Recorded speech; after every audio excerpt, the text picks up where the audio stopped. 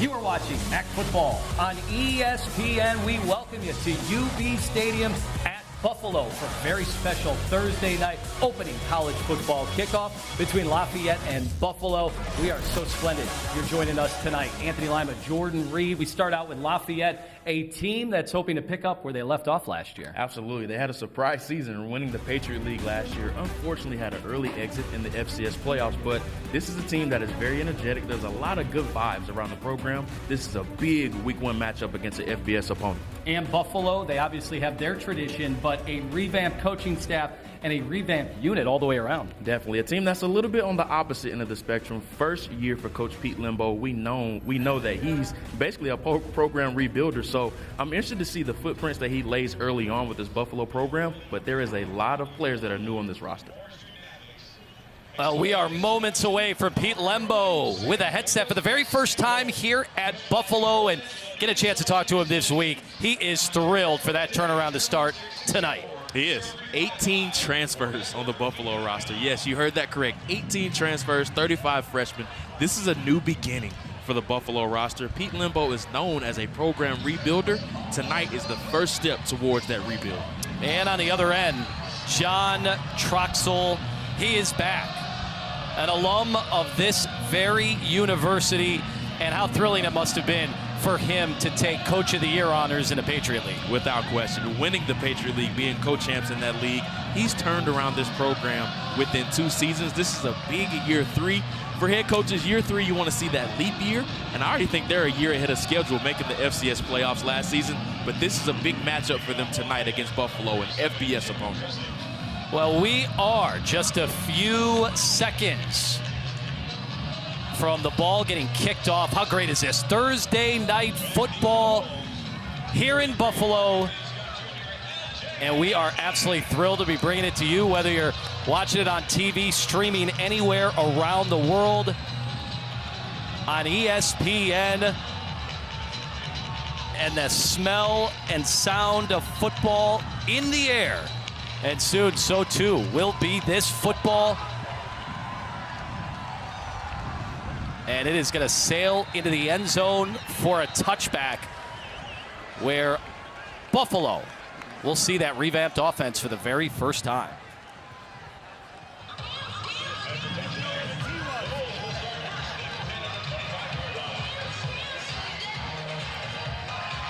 So we had a conversation moments before kickoff. How do you get a quarterback in his first career start feeling good, feeling confident?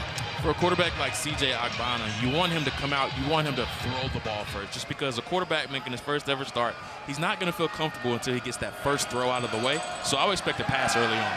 That's exactly what he does, finding Nick McMillan on the near sidelines for about 7 yards, and that was a confident throw and also an efficient one. I love it. Nice, easy completion. Get him into the groove of the game. Stay ahead of the chains. That's exactly what you want to do.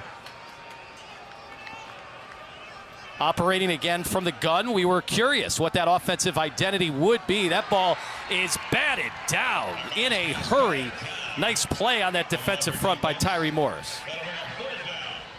Looks like they went back to the same exact type of route, just a quick hitch route to the bottom of the screen. Defensive linemen are taught, if you can't get home to the quarterback, get your hands up. Tyree Morris is a player that these coaches raved about. He missed last season due to injury, but he's expected to make a big impact in this Leopard defense. Needs to get to the 35. Victor Snow in motion. That pocket collapsing quick. Agbana throwing incomplete near midfield, and that time felt the pressure from that Lafayette defense. He did, and he had time. They gave him time on that one. He did get some pressure on the backside right there, but you want to see him slide up into the pocket. He kind of escaped outside of the exit door, the side door right there, but great stand by this Lafayette defense. You could not have asked for a better start if you're Coach John Troxel.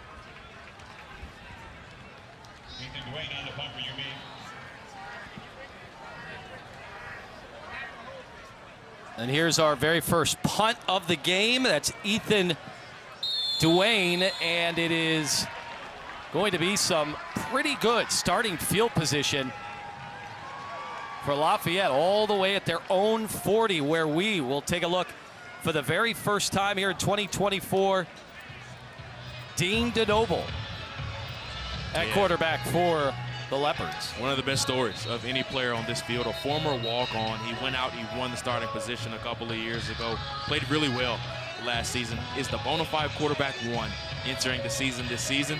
I'm excited to see how he does play today.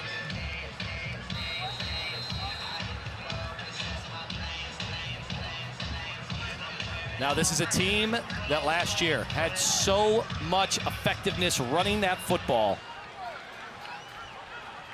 And when you got Jamar Curtis back there, you can understand why. Second in the country last year in rushing yards. And out of the gun, he'll get that very first carry, but not a lot of room up the middle. He is bottled up. Yeah, they went with the empty formation there, just trying to mess with Buffalo's personnel a little bit, just motion them to the backfield just so they can get an advantageous matchup.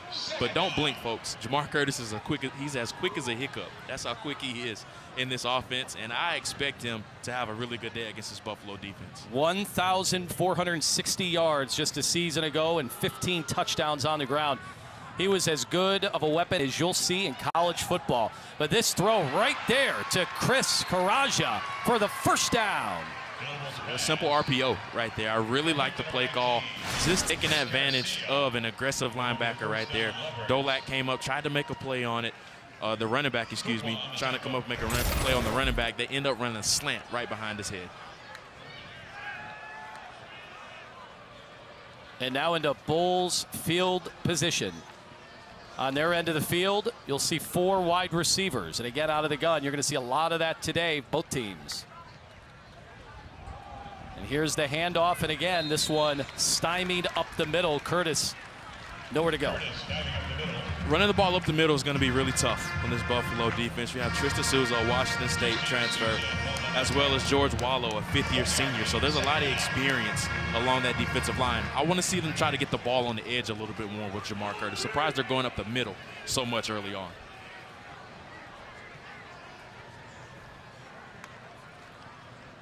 DeNoble will keep it. This time he'll swing it over.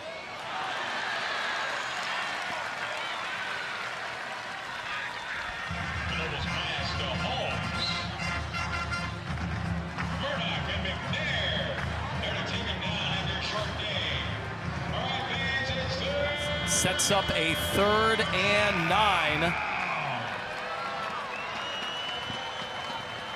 They'll be keeping an eye on Dallas Holmes throughout this game. He has been a big weapon on 3rd downs. Quick slant inside. It's tipped and picked off. The Bulls defense with the first turnover of the game. A fortuitous bounce. And that time, inability to haul it in is a big, big mistake. Once again, just trying to hit it with the RPO slant. A little bit of a miscommunication right there. Ended up getting the interception. Jalen McNair right there with the big-time play for the Buffalo defense. So that sets up some good field position. We'll see what the Bulls do with their second crack at the football when we return.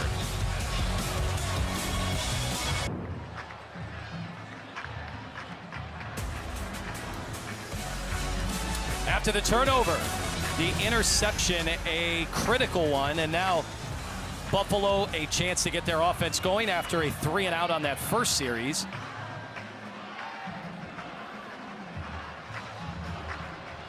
With 3 receivers. To the far side, C.J. Ogbonna. From the gun again, this time inside, handoff and wrapped up in a hurry. Big play by Jalen Joseph. And this is the player that the coaches raved about. The Jerry Rice Award finalist comes in and makes a big play. The guard just couldn't get over in time. They were trying to run a GT counter scheme right there with a guard and a tackle pull, but Jalen Joseph just comes over and he blows it up right away. This time, throw over the middle. It's caught near midfield and then some. Forward progress, getting the first down. And the Bulls are now in Lafayette territory. Quick slant to the front side of RPO. Great job by Ogbonna right there. Quick slants have worked very well so far early on for both teams. I expect that to continue. And now a bit of a crease on a nice first down run for about 7 yards. Got some hurry up tempo.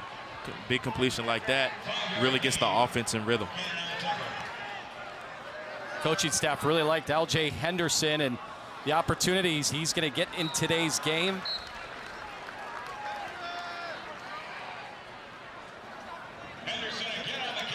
Henderson gets him that first down, and they are on the move.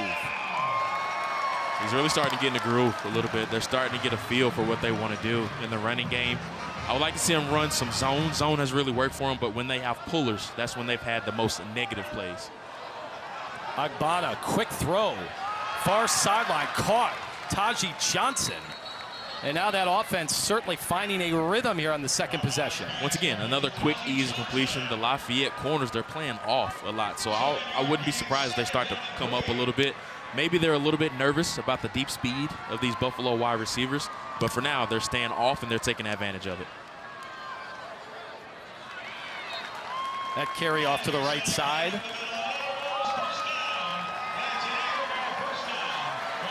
And that will move the chains. Another first down, the third so far on this series. Starting to lean on the running game here, letting the offensive line go to work. And that's the difference. A lot of times you see with FBS and FCS competition, the skill guys really match up on the perimeter, but the offense and defensive lines, that's where you see the difference in between the two levels. Already the sixth play of this drive. They're at the 24. Agbana, time, throws, wide open, over the middle and incomplete. Nick McMillan, the ball sailing over his diving hands. Just had a coverage bust right there. Looked like they were in some type of man coverage, and they just turned the number 3 wide receiver loose. A missed opportunity right there for C.J. Agbana. You don't want to miss those layups like that, but those guys that are wide open, those are always the hardest throws because they're so wide open. He just has to loft the ball up and just give him a chance. Well, Lafayette's got to feel very fortunate, basically 6 points off the board on that miscue. Another throw, this one, how does he get that through? J.J. Jenkins. That one looked like it could have been a disastrous pick six, and instead, another first down. Well, we just talked about those corners playing off. The corner baited him right there. He didn't backpedal, and it just simply went through his hands. I have no idea how Gabe DuBose missed the ball right there, but it ends up being an advantageous play for the Buffalo offense. They spot this at the 11. Handoff. Touchdown, L.J. Henderson.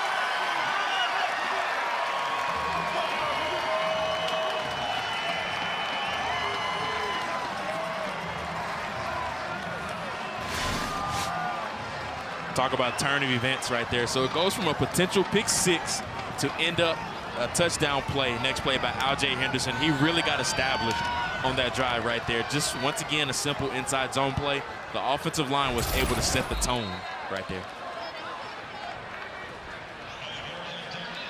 All right, so the miscue there on the 2-point conversion. And we've got a 6-0 score. Some offensive electricity by Buffalo. It's got to feel good for Pete Lembo in his very first quarter. And a score gets him the early lead.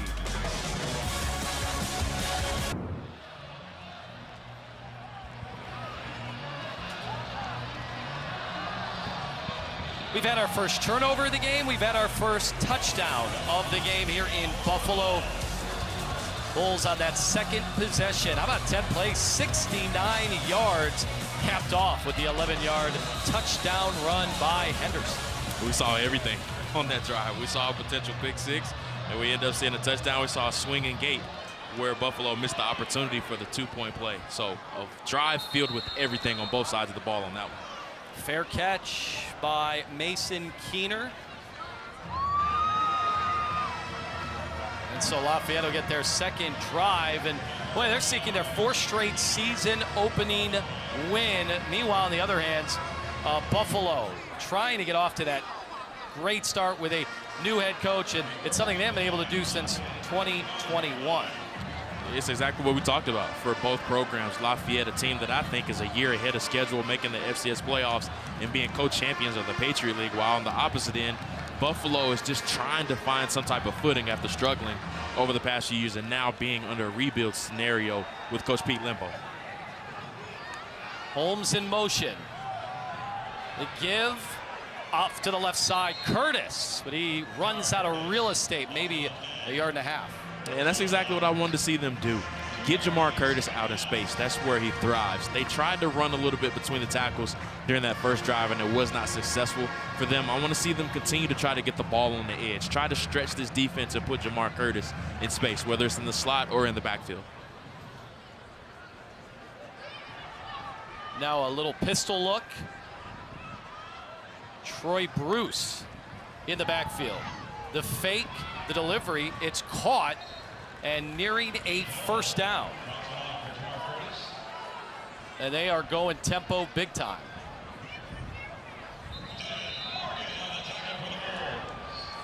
We do have a stoppage player on the ground right now. Looks like Brian Basha, the left guard.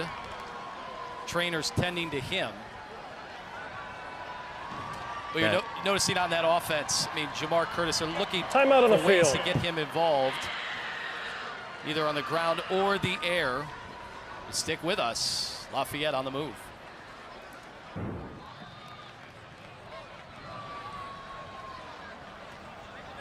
All right, tough moment there for Brian Bashia, the junior left guard for Lafayette. Suffered an injury. Trainers tending to him, and he got carted off the field. So hopefully it's precautionary. Did not look good. Here's a big third down rollout. That pass floating in the air and caught by Carson Pershing. A big third down play that'll move the chains. Great catch by him, digging the ball out right there. Ball was a little bit low from DeNoble, but he ends up saving his quarterback right there. You have to make those plays on third down in situations like this, especially in big games like this too, against an FBS opponent. The fake to Curtis, and this play disrupted from the get-go. Boy, great field that time by the secondary. Marcus Fuqua was right there all over him. Really surprised that the quarterback, DeNoble, threw it out there just because the block wasn't really secure on the perimeter. Maybe he saw the 2-versus-1 matchup that he liked, but the corner did a really good job of being physical, coming up and finishing. Marcus Fuqua, came up and did a really good job of being physical and finishing the play. He had 7 interceptions. The ruling on the field was completed pass. That play is under review. All right, so the officials will take a look at it. You just heard from head referee Jeremy Valentine. First time we've heard from him. Fuqua, a couple of years ago, really turned some heads around the country. Had 7 interceptions last year. While the numbers came back down to our coaching staff, really felt like he was poised to have a gigantic year 3. Yeah, whenever you have 7 interceptions in a single season, you're going to catch the eyes of a lot of people. And he's one of the biggest players of this defense. They want to see him be a little bit better than what he was. The game a was season stopped by ago. the replay booth to review the previous play before it was run. The play was run before or after that, therefore the last play is no longer reviewable. That ruling on the field stands along with the other down. We'll continue play. You can tell it's early for everyone. Everyone getting their bearings.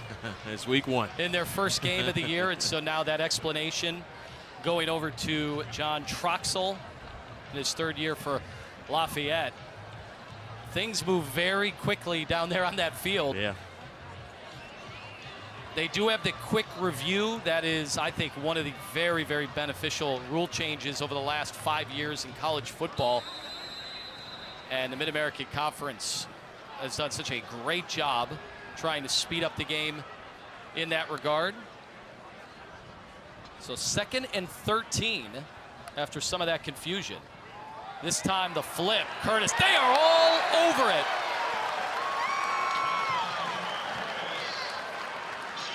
But Buffalo was not fooled. Sylvester Hines was right there. It was a really good play right there. We've seen Jalen McNair show up a lot so far in this game. He has the interception and then gets off the block and does a really good job of tackling Jamar Curtis in space, which is very, very difficult. Boy, really tough spot for this offense now. 3rd and 16, crowd getting into it. So many of the students packing the stands here at UB Stadium, and now they are getting loud. And a lot of confusion on that sideline. Before the ball was snapped, first charge timeout, Lafayette. 30 seconds in length. Wisely, Coach Troxel calls for timeout as they're feeling that heat very early on. You certainly don't want to make another mistake, especially down on this end. Especially, like you just mentioned, you don't want to make mistakes, especially on your own side of the field. And then you just want to avoid disaster in these situations. So I don't know if they're going to try to go for the first down right here. Coach Troxel may look to play the field position game, by just simply running a draw, just some type of inside zone play, just playing the field position and avoid disaster in this situation. Yeah, this offense, they have explosive plays, but a lot of that is when they are ahead, when they are running downhill. Not necessarily this situation, but we'll call it 3rd and 15, and 3 receivers out to the right as they space them out. Looking to throw, and now stepping up in the pocket. Directing traffic, ball is caught. Pershing comes back to the football, but it is a 3rd down stop. Looks to be about a yard or so short of that first down. Yeah, just got to have some field awareness right there. I love the scramble by DeNoble. And then the catch was really good, but it was 1 yard short. He had it when he originally caught the ball, but you have to stay ahead of the chains and have some field awareness right there. And that's why the coaches are just really upset right there, because he had the first down, but he has to have some field awareness. And as a receiver, you have to know where you are on the field. Little surprise, no maybe attempt to draw him off sides, because they bring on the punting unit and Jacob Trestic. Just playing the field position game. I like the decision to punt right here. Just trying to stay ahead of the field position, try to pin him deep. Number 37 of the kicking team. 5-yard penalty. 4th down. And after all that, they don't get it off. 5 yards more space. I know every punter says, it gives me more space. With their cannon legs these days. Punters always appreciate as much space as they can get, right? They don't like being backed up in their own territory. But this is an opportunity for him to pin him deep right here. Let's see if he decides to kick the ball, put a lot of hang time on the ball, if he just tries to pin him deep inside of the 10-yard line. Victor Snow lined up at his 14. He sizes it up. He'll attempt the return. And he has a lane up the middle. Now bounces to the right side. Still on his feet to the 40. A huge return. And so that doesn't work out at all for the Leopards. Yeah, they're going to get some extra yardage here as well with the late hit out of bounds. That's the type of explosive play that you want on special teams, especially in a game like this. You want to be clean in every aspect, and you want to steal, what I like to call steal some yardage on special teams. They're able to do that with the big return and then tack on an extra 15 with the late hit out of bounds. After the play was over, personal foul, late hit out of bounds, number 85 of the kicking team. That 15-yard penalty will be added to the end of the return, 1st and 10. Ethan Hozak with the penalty. Last time Bulls had the football, it was a rhythmic drive. They got away with one there, but they were able to keep it going, and then ultimately L.J. Henderson punches it in for their first score of the season, first score under new head coach Pete Lembo, and now some excellent field position at the 47-yard line. For an offense that's feeling more and more confident. And C.J. Agbana will take it right up the middle on the keeper. And this is where he really becomes dangerous, just because he's known as a lethal runner. Now you start to incorporate him in the passing game as well. Now they're going to get him going with his rushing ability. That's where he can be really lethal against this Leopard defense. Henderson, very patient with that football. And he is right around that marker for a first down. He wanted a face mask.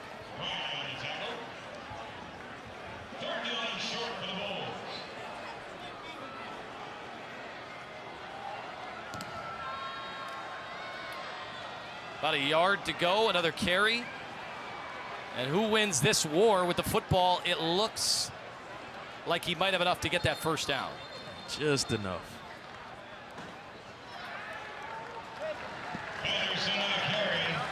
That'll move the chains. We wondered how many of the carries LJ would get today. Lamar Sperling is another one of the talented backs Buffalo has. Looks like Sperling is out there now in the backfield with that Zeke Elliott look from back in the day.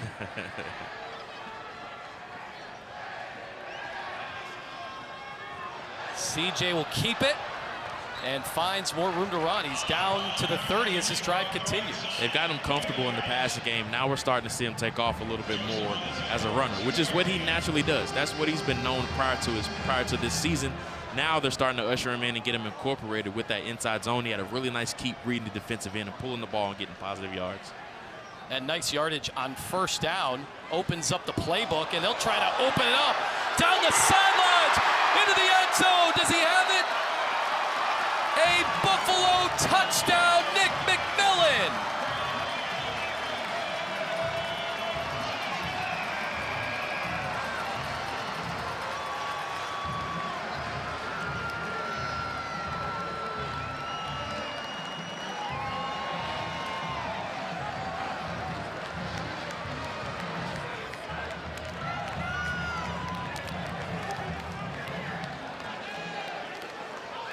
Well, Buffalo finding that success, the run opening up that passing game. And this time they do convert. Let's take a look at this touchdown again. A tremendous throw. Great job by Agbana holding this middle of the field safety, getting the ball up to his big target, Nick McMillan, 6'1", 190 pounds. How about that for the hometown kid, catching a touchdown in week 1. Big time play for the Buffalo offense. Boy, even held on to that football through contact up near the face mask. Tremendous concentration. And Buffalo, after that rough first series of the day, has responded. 2 touchdowns to put them up 13-0. And the difference has been just getting Al-Jay Henderson involved and getting the running game going. They had some negative plays early on, especially in that first series where they went 3 and out, but they started to lean on Al-Jay Henderson. What does that force defensive coordinators to do? Now you have to load the box just because you want to slow him down. The one thing defensive coordinators do not want to give up is the running game, just because it opens up everything. Now they have those advantageous situations on the outside. They take advantage of that one-on-one on the outside. This kickoff bobbled, but now a decent return out to the 30. Now Lafayette will take over with the football, and now digging themselves into a bit of a hole. 5 plays, 48 yards, and a 31-yard touchdown pass, the play of the day so far. Yeah, a bit of a hole, but nothing that is insurmountable for them. They just have to get back to what they do, and that's giving the ball to Jamar Curtis. But they have to get back to what they were doing on the first drive, and that's once the defense converges on Curtis, trying to get some quick plays in the passing game. But the corners now are a little bit up, a little bit closer than what they were a little bit early on, just trying to converge on the quick pass attempts.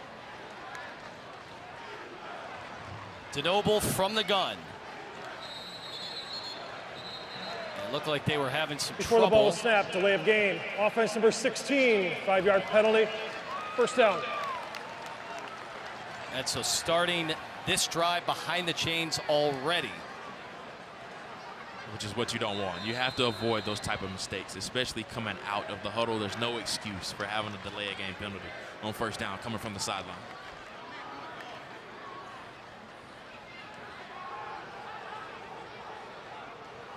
Jamar Curtis so far has been bottled up. Quick throw and catch on the near sides. That's Caracia again to get him back to the original line of scrimmage.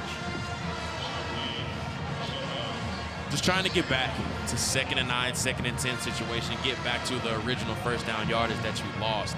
Once again, a quick, easy completion. Surprised that Buffalo hasn't crept up their corners a little bit more than what they have been doing so far. Same play, this time on the near side, Dallas Holmes, the tight end. It's almost like Buffalo's willing to give that up right now. Nickel and diming them to death right now. And Lafayette seems to be comfortable with doing that. But what Buffalo wants to put them in is making them sustain long drives. I believe Buffalo feels that they can't put those long drives together against this defense. Well, this is where guys like C.J. Bazile, George Wolo, They like to get active. 3rd and 2.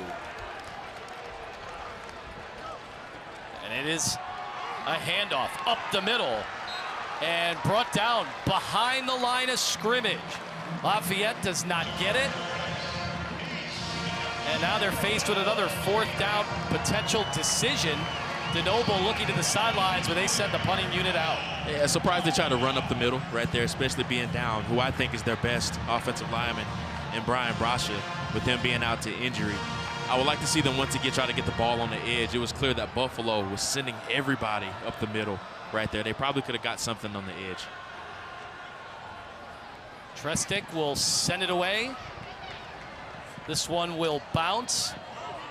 Snow had to backpedal, and he is brought down deep in Bulls territory. So they flip the field.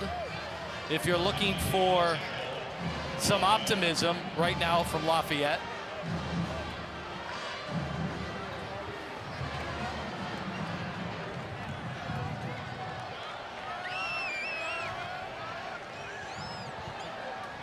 Now that Buffalo offense comes back onto the field.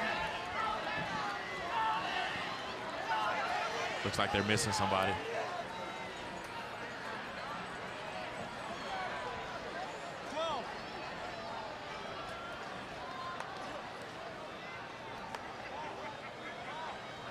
So no shocker, a little bit of sloppiness from both sides here in the opening quarter. It is week 1.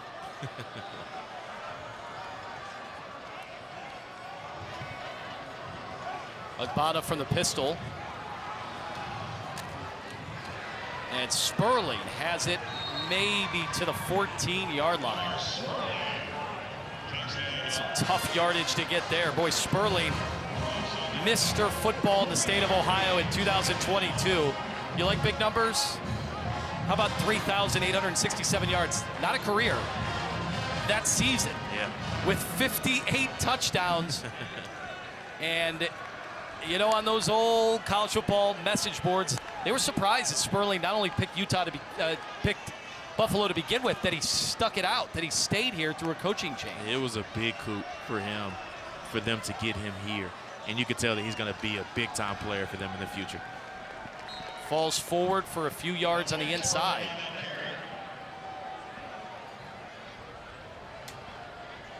Now we'll see what this Lafayette defense has in store with a 3rd and 3. And see if they can get off the field.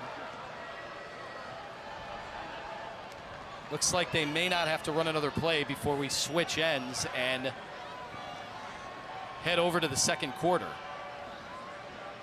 It looks like that's exactly what they will do. So we have 1 quarter in the books here in Buffalo with the Bulls.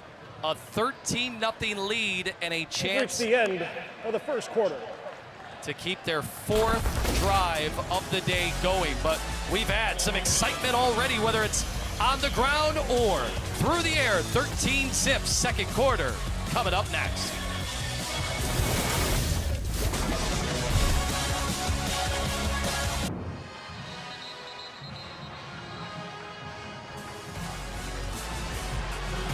Pete Lembo and his Buffalo football team up 13-0 here going to the second quarter. Wild offseason as it is every year in college football. The chain of events on how that man ended up the head coach all started with the legend, Nick Saban, retiring back on January 10th, threw everything into turmoil around college football. I mean, just look at the chain of events right there. Mo Linguist leaves Buffalo to be the Alabama co-DC. Pete Lembo falls into a great situation with Buffalo, another project that he sees that he could turn around potentially. They're already off to a great start of showing good signs in week 1. 3rd down play, direct snap, and it is going nowhere. So Lafayette gets the defensive stop they so desperately needed. Conservative play call there on 3rd down. Yeah, just hand the ball to your running back. The running game has been working. Give it to Aljay Henderson or Lamar Sperling. Both of those guys are already off to great starts. I really don't like the play call right there with the quarterback on run just right up the middle, trying to test this Leopard defense. And so Ethan Dune at his own 5, and there is another flag. before he gets that ball to his leg. Ball start. Kicking team number 9. 5-yard penalty. 4th down. And so now it gets a little more perilous back there for the punter, who's going to be standing basically on his own goal line.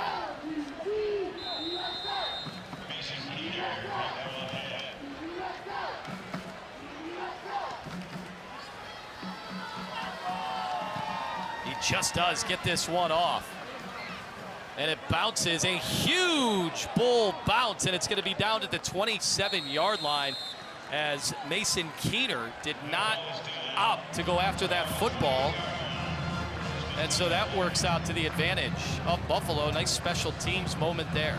The rugby kick ended up working out for him there. He ends up with the big punt, knocking them into about their own, let's say, 27-yard line, which is average field position right now. But once again, making this Leopard offense drive the length of the field. Buffalo has already shown that they are comfortable with forcing them to nickel and dime in the passing game, just because they don't feel like they can put and sustain those long drives together. So I expect a lot of more of the same with their defense. So far, the yardage edge dominated by Buffalo, 122 to 52.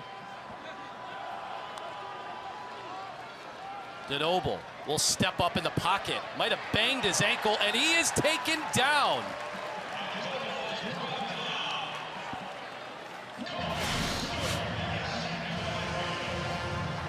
Got some early pressure up the field, but I thought he could have stepped up and still delivered. He did have some options that were open down the field. Just dropped his eyes a little bit too early.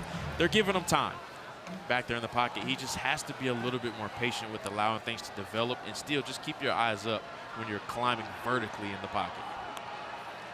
Again, out of the gun, the handoff to Curtis, and he just can't get anything going right now, as you see Sean Dolak is up to make the stop. And you talk about a player that was absolutely terrific back in 2022. The first team All-MAC selection, 147 tackles. He's a really aggressive second-level player. We're already seeing his impact on the second level today. They thought they had lost him to Utah State in the transfer portal. He returned. And another huge defensive stand. What a sequence. That again is Kobe Stewart. Another stop. Kobe Stewart did a great job right there. What you see on third down, you see a lot of what's called stunting and twisting, just because it creates a lot of confusion with the offensive front for the Leopards. As you saw right there, a lot of stunting and twisting, and they just were not able to communicate it on time. Kobe Stewart ends up getting the big sack right there on third down. 6'3", 240, Samford transfer. He's had a couple plays here early on, making his presence felt. First charge timeout. Buffalo. 30 seconds. All right, Buffalo takes a timeout, hoping to get some great field position. Another crack at the football, leading 13-0.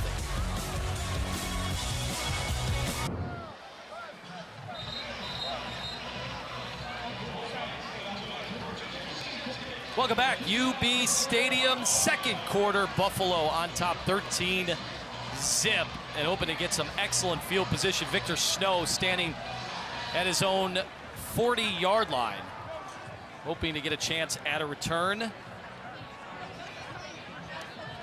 Jacob Trestic, the punter, averaged 36 yards a punt just a season ago.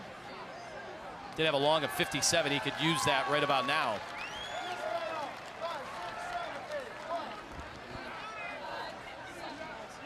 The Bulls coming after it. He gets it away. This one will bounce at the 50-yard line. Some traffic in the area.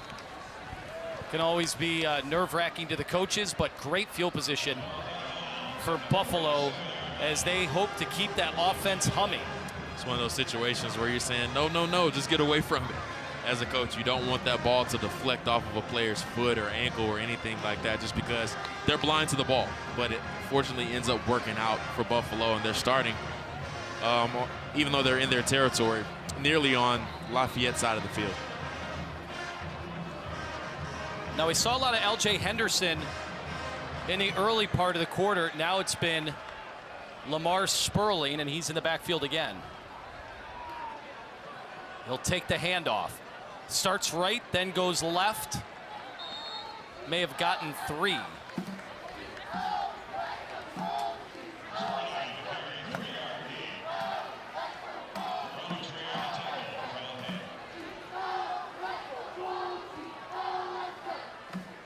Bulls taking their time a little bit.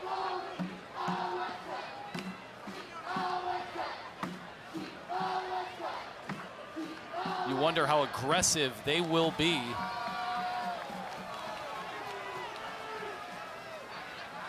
Agbana, time to throw, has a man open, out to the 20, complete, and the Bulls with another huge reception.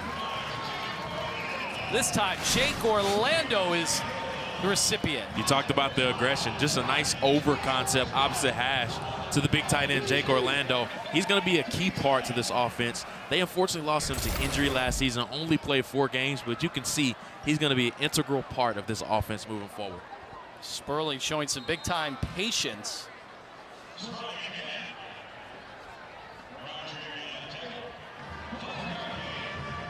Boy, Orlando is somebody the coaching staff was thrilled about. I mean, look at the size. It's all there for a tight end. And coach, a lot of coaches will say, yeah, our tight end, they have the size. They've got the speed. They can catch the ball. It sounded like he meant it, though, this week. He did. Whenever you have that interchangeable chess piece like that, it completely changes what you can do, and it opens up a new chapter to the playbook. To the left, it is McMillan, the catch that gets him inside the 5-yard line. A new set of downs and a 1st and goal. Just changing the launch point right there. A quick out, ends up almost scoring the touchdown right there, almost getting in. But I love how they're changing the launch point for the quarterback, just because we know about his mobility aspect. Now they're doing a good job of just changing things up. Sperling also had a nice block. This one in the end zone, and it is incomplete. Chance Morrow, the intended receiver. Just taking a chance on the fade right there. They want to get the ball up to these big wide receivers. Chance Morrow is a big one at 6'6", 195 pounds.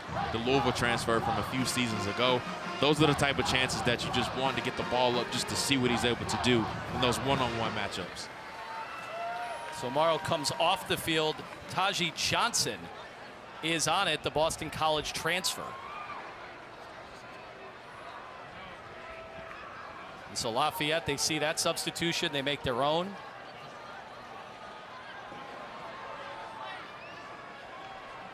CJ taking his time, and that ball is loose towards the end zone. What could have been a near disastrous play. You don't want that ball going out of the back of the end zone.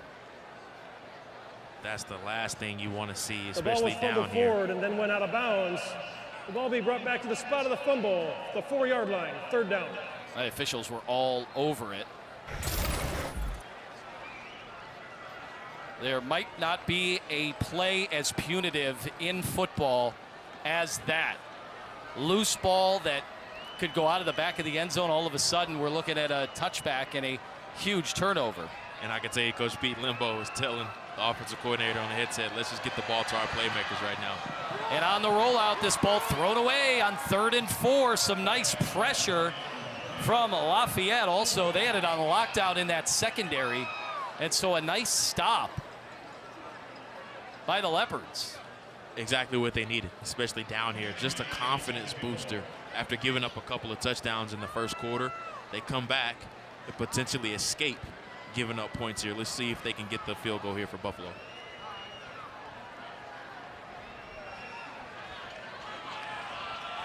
Nick Reed from 22, left hash mark. And he splits the uprights. It's another score, and now they've got it to 16-0, the lead here in Buffalo.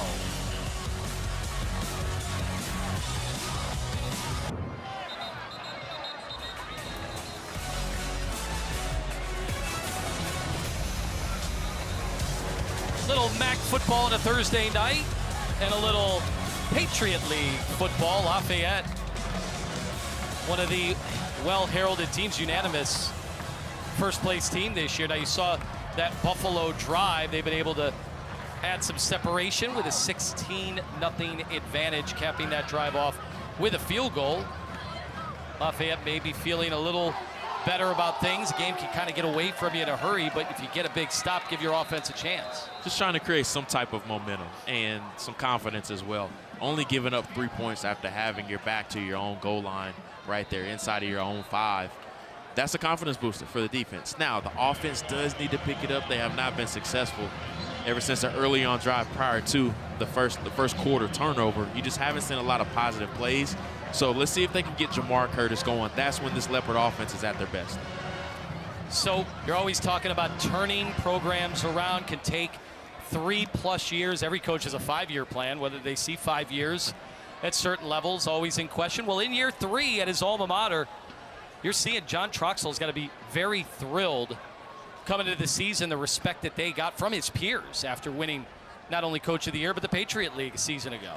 Without question. And you had a league-high 9 players selected on the preseason poll as well, which is a credit to their recruiting and what they have been able to do over the past 2 to 3 years with this program. Nice explosive first down run. This time Troy Bruce doing the damage. Great job by him, just hitting it out the back door. Didn't like what he saw in the interior. Safeties have to do a better job of coming down and just keeping contained. He ends up taking advantage of them, letting him outside. All right, this ball thrown out of bounds. I don't think DeNoble liked what he saw at all after the series of fakes. They tried to run a double move right there just because Buffalo has been very aggressive with coming down on the quick screens outside, but they played it perfectly right there. Ended up being man coverage, so a great call by the Buffalo defense. They don't get their hand caught in the cookie jar right there. At the 40, 2nd down and 10. We're under the 9-minute mark here in the first half. DeNoble swings it out left. Here's Bruce again. Boy, fast feet. He's getting downhill, and he's able to make something out of nothing, setting up a manageable 3rd down. Yeah, that's exactly what they need to do. Get your playmakers in space, whether it's Troy Bruce or Jamar Curtis. You're not having success along the interior. They lost their best offensive lineman in Brian Basha already, so those interior yards will be very hard to come by. Just continue to get your playmakers in space.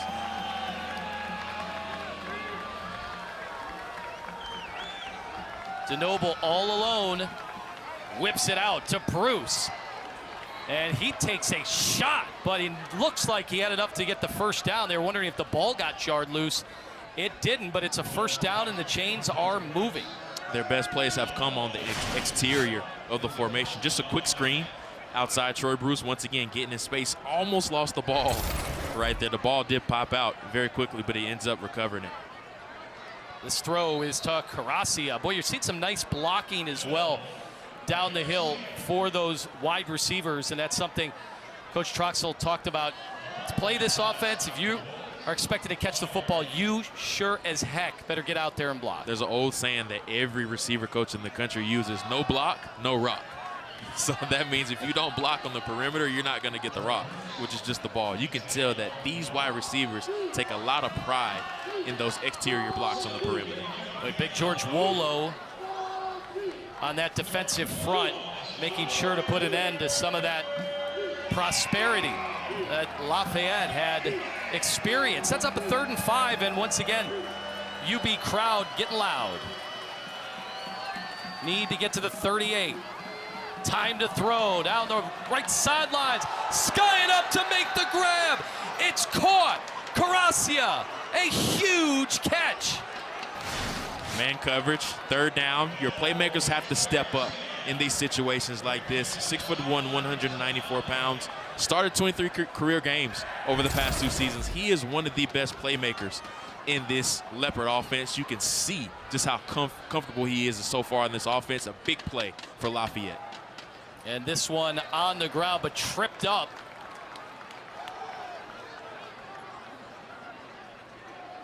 And Tristan Souza, one of a few Bulls defenders, but he was the first one there. Those interior yards have been very hard to come by on this Bulls defense. Lafayette has been at their best when they're attacking the edges or just trying to get something outside. This Bulls defense is very stingy up the middle, and I expect them to just try to create yards, explosive plays, or those chunk yards on the outside. They have now Elijah Stewart on the near side. Running out of time to get this play off. Fakes the pitch. Room to run on the left side. DeNoble takes a hit, and he's brought down, looks like the 7-yard line. Beautifully designed play right there. Went with, once again, a GT counter play, but what they added in the beginning was a fake pitch to Jamar Curtis, just trying to get some eyes, what I like to call eye candy, getting those linebackers trying to chase him. That allows the quarterback to hit it out of the back door. You would like to see DeNoble get down on the ground, though. You don't want your quarterback taking those big hits on the second level. Savion Brown enters the game now for that Bulls defense. 3rd and 2. Lafayette knows they need to make this drive count. And nothing doing on 3rd down. Dropped. Looked like Dolak, among others, there to make the play. Again, yards up the middle have been hard to come by on this Bulls defense. I'm really surprised that they just tried to run a condensed set right there. Keep them spread out. Your best plays have come when you went with light personnel and allowing your playmakers on the perimeter to make those plays. How about Jonathan Capo darting in from the outside? It was a great play by him. And they are going for it. 4th down. DeNoble, the draw. He is crunched. And the turnover on downs. They went for it. Risky call, nothing doing. Just trying to get 6 points right there. I like the play call, actually. DeNoble just has to be more aggressive and understand where the chains are. They had a light box. That's why you saw the pre-snap motion. But he has to be a little bit faster and understand that you don't have a lot of real estate. You have to get vertical right now and just try to get the first down as best as you can. Once again, I really like the play call. The quarterback just has to be a little bit more urgent. It was a gutsy call, did not pay off. The Bulls will have it.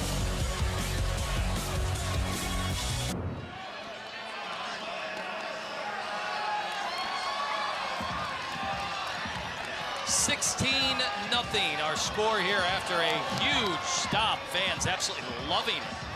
Right here at UB Stadium, getting into it. That first game of the year. After a stop like that, why not make some noise? They go with the inside handoff. Nice play defensively. Tyree Morris was the first man to meet Henderson. First time we've seen Henderson in a while. It has been Sperling the past few series. But this running back duo has been as advertised so far. I think they're going to continue to try to lean on the running game. Let's see what they do getting in their 4-minute offense if they try to get a little bit more aggressive down the field. 7 completions so far by Agbana. Had 8 all of last year. Some tough fighting there for yards. Henderson tried to move that pile as much as he could. Kept those legs churning. Got an extra 2 or 3 yards. Now it makes it 3rd and manageable. Have about a 3rd and 4, 3rd and 5 situation here. Tell Lembo has not really wanted to put Agbana on an island. He's been taking care of his new quarterback. Does have experience, but never as a starter, making his starting debut this evening. He has Henderson next to him, out of the gun again. This time throwing, had time, but that one fluttered, and it's caught right around that first down marker. It looks like they will have to measure.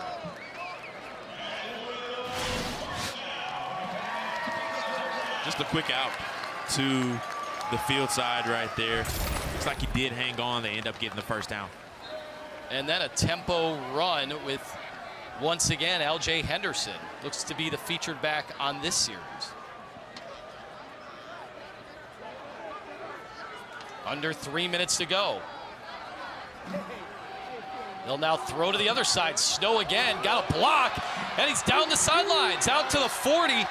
How about his tight end, Jake Orlando, freeing him up? And that's what you want to do. Get the ball to your playmakers on the perimeter. Now the cornerback A.T. Tang Tang has to do a better job of keeping contained. He ends up trying to crash inside.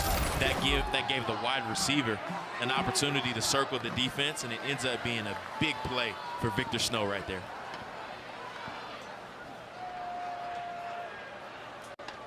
Lafayette making some substitutions defensively. Boy, they pulled everybody on that play. But maybe a yard.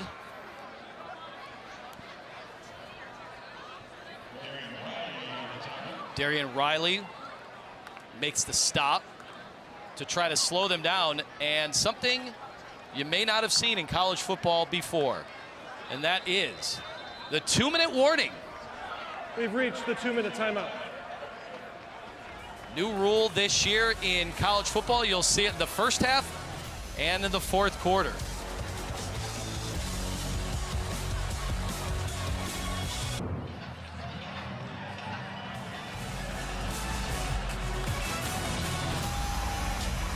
Two minutes to go following the 2-minute timeout. Producers all over that one. Check out the schedule. The one I'm looking forward to, the Bobcats in the Dome up in Syracuse, just about 2 hours east of where we're at right now. Kyle McCord, former Buckeye quarterback, now the transfer and starting quarterback at Syracuse. Looking forward to that matchup. I would have never guessed a Syracuse guy would say that game, right? The vibes are really high with new head coach Frank Brown there. I was there a couple of weeks ago. Everything looked really good. We were there for the ACC road trip. The vibes are really high with the Syracuse football team. All right, nice job defensively that time. Reggie Thomas not allowing Henderson to get to the outside.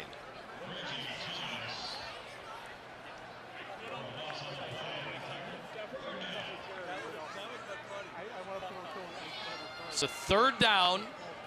We'll see how aggressive Lembo is right before the half, but this one whistled dead.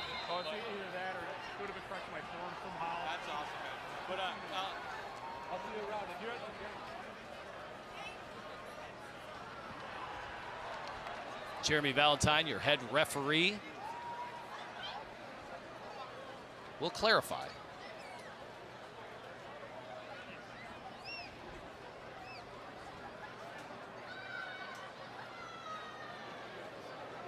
False start. Offense, number 11. Because the clock was running under 2 minutes, that foul includes a 10-second runoff. Clock operator, please set the game clock to 1 minute, 24 seconds. Thank you.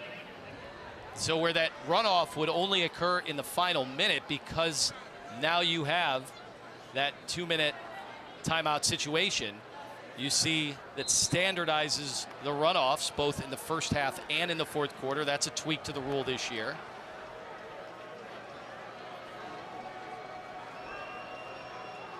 So 3rd and 15.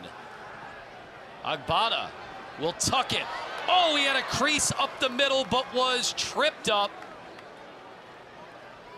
And he was feeling good about the chance to make that conversion, but Gabe Dubois might have got him by the foot. Went with the quarterback draw there, and just a shoestring tackle that prevented what was potentially an explosive play. Now Buffalo ends up having the punt.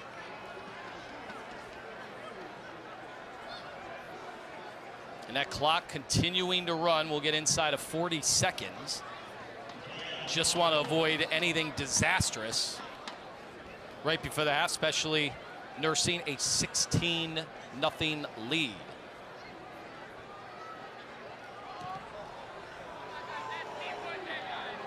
Dwayne gets it away, dropped at the 20. And 18 seconds remaining in the half. Leopards will take over the football and still looking for that first score of the day. Certainly had their chance on that last series. You don't know how often they're going to get as far down into Bulls territory as they did. You admire the courage. Certainly something at the early part of the year, your lone group of 5 team that you'll participate against, you're going to go for it. And they did, it just didn't work out. Yeah, but you have to cash in on those opportunities just because they are very hard to come by In games like this, what you want to do here is just go into the half, make adjustments, and try to come out fast. And they will go into the locker rooms. Pete Lembo beginning this new era of Buffalo football, and his team has the lead at the half, 16-0 against Lafayette in what has been an exciting matchup to kick off the college football season for these two teams. This is one of 5 New York matchups this year for Lafayette. It's a big state. Plenty of teams all over this state.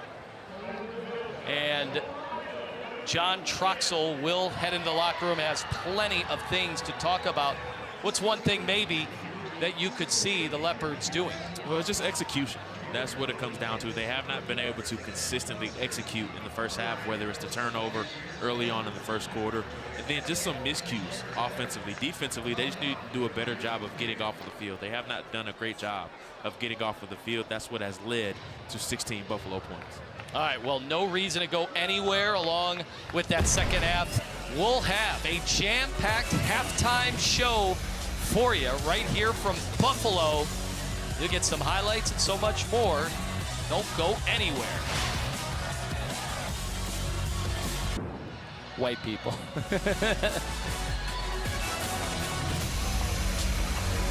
Welcome back to college football right here on ESPN. Getting close to the third quarter kickoff between Buffalo and Lafayette. Let's take a look at some of the action around the Mid-American Conference. Bowling Green dominant in that first half. Toledo and Duquesne, eagerly anticipated matchup. Yeah, the MAC Conference is going to be fun to watch this year. You can see some teams, they're dominating early on. Bowling Green expected to be really strong this year. Central Michigan, of course, always very good. And Toledo, a team that is always very strong as well. So the MAC is going to be really fun this year. A little bit different. Of course, UMass now in the conference and no divisions. Yeah. No longer your East and West. Everybody kind of slugging it out, and it figures to be a very competitive conference this year. Meanwhile, on the field, well, Lafayette made it a little more competitive just in the yardage tally, but still getting shut out. Be curious to see what the plan of attack will be from John Troxell's group. They took a flyer on a 4th down when they got deep into the territory of Buffalo. And now they'll get the first crack at it here in the third quarter. The first opportunity.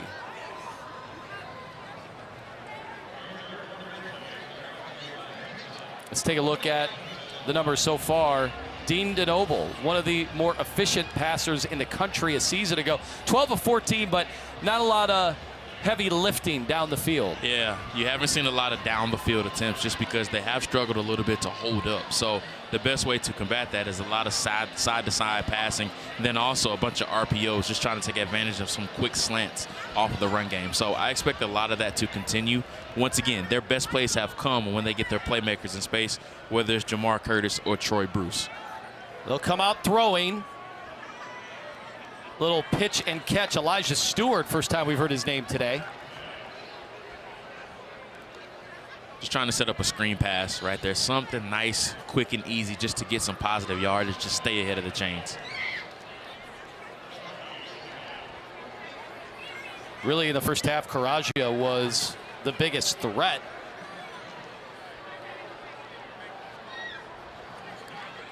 This time, Perzine in motion. Rolling out, forced to the right. Has to whip that ball to the other sideline, and it is caught. Karagia able to haul it in. Under duress, though, that time from this Buffalo defense. A great job by the quarterback right there. It was a low snap, which does throw your timing off a lot just because your eyes have to go down and secure the football. But a great job by DeNoble right there, getting his eyes up and still making the completion. 3rd and 1, this is the down where they have to be better this half. They were not good on 3rd down in the first half at all. A big conversion if they're able to get it right here coming out of the locker room on their first drive. Need to get just past that 35-yard line. And they'll run the ball up the middle. And this time, it looks like they were able to get enough. Jamar Curtis, some tough sledding. And finally able to break through. Showing some faith in his football team right there. John Troxell has a lot of faith. He believes in this offense. What better way to do it than ramming the ball right up the middle? Even though they didn't have a lot of success, only 14 rushing yards in the first half, they get some positive yardage and a big first down conversion. Well, for Curtis only to have 2 yards rushing in the first half. That was certainly not the way things went a season ago, but they have been able to bottle everything up inside today. Yeah, these linebackers are very, very good. You talk about Red Murdoch and Sean Dolak have done a really good job of bottling up everything along the middle right now, and it's just been tough sledding for Jamar Curtis up the middle. Once again, I want to see them get the ball on the edge just because it is very hard to run right in the teeth of this defense. UB faithful, the students, they're doing a good job making noise in this opener. And this time, the Nobles is brought down. Massive sack that time. Matthew Hilty was there. And those are the plays that you have to avoid. They just have not been able to avoid those types of plays. This offensive line has really struggled up front, blocking these guys on early downs and even in third down as well. That is a big-time sack right there. That Deion Crawford gets through. It's third and forever. And finally, some daylight for Curtis, who's tripped up. Looked like that could have been a massive gain, but that sack effectively ended the drive. Easily his best run of the day. Once again, running that GT counter scheme where they get the guard and the tackle, just pulling around for the defensive end and the plate side backer, just trying to get Jamar Curtis going somehow, some way. This is their best playmaker, but it has been tough sledding for him so far tonight. Who else but Sean Dolak to dive in there to make that stop defensively. So Victor Snow is back to retrieve this punt. And it will bounce out of bounds. Officials will mark it at the 25-yard line. So another stop. And until Lafayette gets that run game going, it is going to be awfully tough for them to keep drives alive.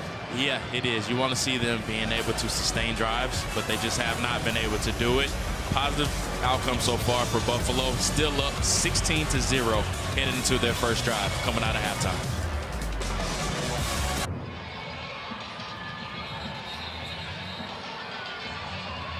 Buffalo will get their first crack at the football here in the third quarter.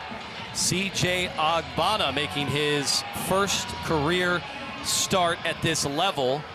9 of 14. What have you thought so far? He's played well. I thought they did a really good job of getting him involved in the passing game early on as far as short, easy completions, just to keep his confidence high going into the game. A quarterback from former experience, your first career college start, you're not really okay until you have that first completion. He had a very successful first drive as far as completion standpoint, and he's been really efficient. But I would like to see them get him involved a little bit more in the running game. That's where I think he becomes really, really dangerous. Well, Henderson, nothing doing there. Reggie Thomas, first on the scene. Agbana has had a wild ride in his collegiate career, following his brother out to a community college, Hutchinson, out in Kansas. Then he ends up at Southeast Missouri State. And this time stands there, delivers. Unfortunately, his receiver cannot haul it in. Off the arms of Nick McMillan, who's had a highlight reel type of day. And they went empty formation right there. So that just means 5 wide receivers, no backfield, or no running back in the backfield. That creates clear lanes for the quarterback just because it forces the defense to show their hand. Quarterbacks love going empty formation just because it's limited as far as what defenses can do, but also they have to show their hand just because there's so many perimeter options. 3rd and 10. The delayed handoff and no chance. Jalen Joseph wraps him up and takes him down. You want to see your playmakers make plays in games like this. Once again, a twist right into the running back draw. A little bit of a conservative call right there from Buffalo, but Jalen Joseph has continued to make plays. The Jerry Rice Award finalist has showed up big in this one tonight. Lafayette hoping for a big special teams play. Fourth punt of the day. This one is blocked. Does take a Buffalo bounce, but this is the big special teams play the Leopards needed. Pete Lembo, a special teams guy, you know he is going to be fuming on the sidelines about this one. These are the plays that Buffalo had to avoid. You don't want to give up field position on cheap turnovers and plays like this.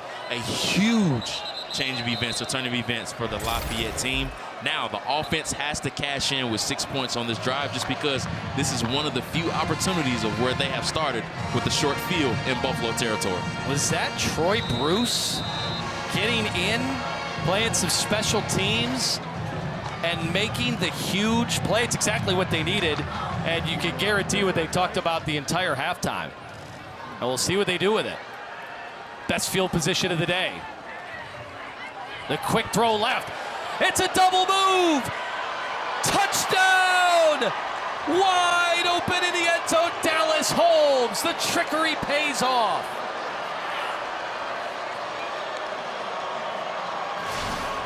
We call these sudden change plays. Whenever there's a big momentum swing, you have to look for the tricky stuff from these types of offenses. They run a double pass right there.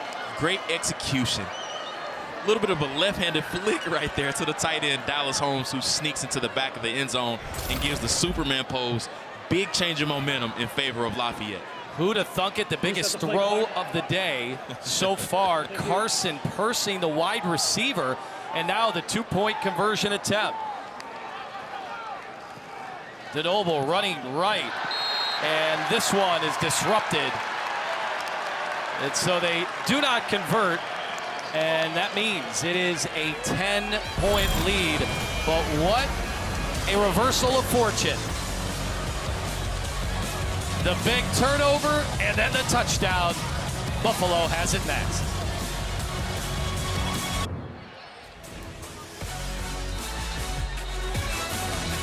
A little bit of a wake-up call for Buffalo. Just took 2 plays to change things, a block punt, and then some trickery and a touchdown. That gets us to 16-6.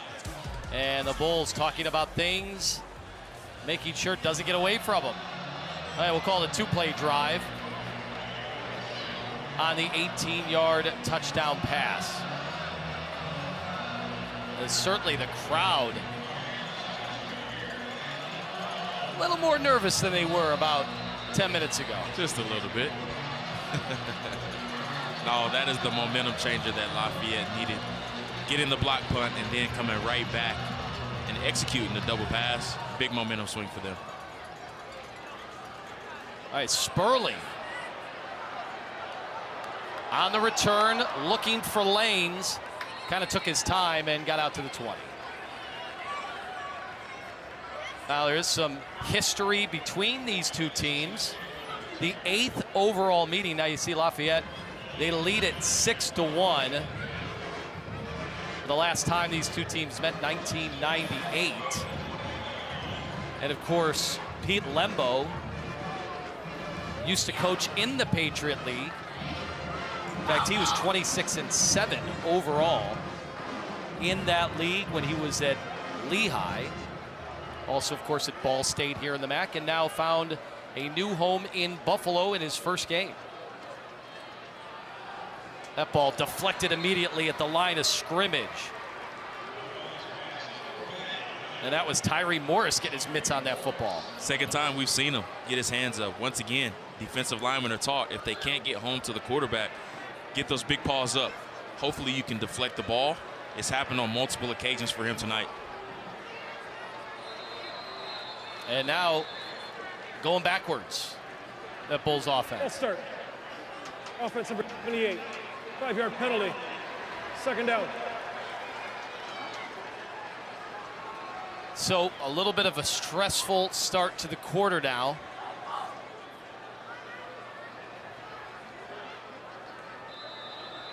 As CJ Agbana is back there with Lamar Sperling. You've seen Buffalo alternate running backs almost depending on the series. And he'll get the handoff. Breaks a tackle, tried to stiff arm, got a few yards. Jayla Joseph makes the stop. So got some of the penalty yardage back.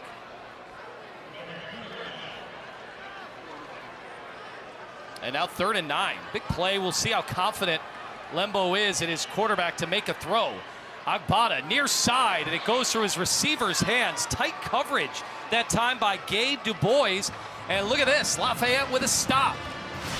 Couldn't have asked for a better start for Lafayette. Great job by Dubois of playing the sticks right there. He just sat right at 9 yards and did not move. They tried to run a 10-yard out.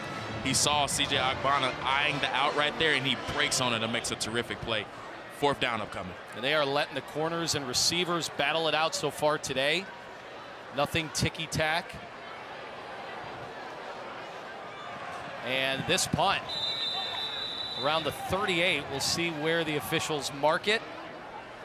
They'll make it the 40. So this game has gotten a lot more competitive. Leopards trying to get some momentum going here after what we saw. Here was that block punt. Incredible effort. And then boy, did they take advantage. That throw, I think it shocked everybody in this stadium, and the touchdown from Dallas Holmes, whose great uncle, the one of the all-time pugilists, Larry Holmes. So he made his presence felt there. DeNoble uncorking one on the left side. Some contact and no flag on the play. They were looking for a big one. Yeah, you like to see the DB get his head back towards the ball. That's a little bit questionable right there, but as you mentioned a little earlier, they're letting the wide receivers and the corners play. They've been battling all night. Elijah Stewart, the intended target.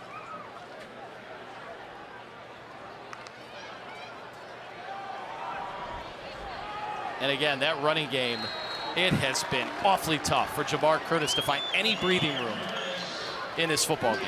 Yeah, they're doing a really good job of keeping him boxed inside. So you want to box him inside. You don't want to let him bounce things to the outside, just because that's when he starts to put a lot of stress on defense, just because it messes up your tackling angles. You saw number 52, Adolak, really do a good job of setting the edge and keeping him boxed inside. Great job by him keeping contained. 4 of 10 on 3rd down. DeNoble looking to set. Had his receiver, Caracia, but incomplete. A little wide, the intended target. He had the opportunity. Buffalo gets the stop. Like the play call, Caracia just slipped a little bit coming out of it. If he was able to keep his footing, he probably would have had a measurement. Probably been right at the sticks right there. But once again, a missed opportunity for Lafayette after the big 3 and out. They just were not able to cash in on the opportunity there. And boy, would Buffalo special teams love to return the favor here and make a splash play. Trestic sends it away. And a diving, scrambling catch at the 25-yard line by Victor Snow. And the Bulls get the quick stop. They're back on the field with that offense when we return.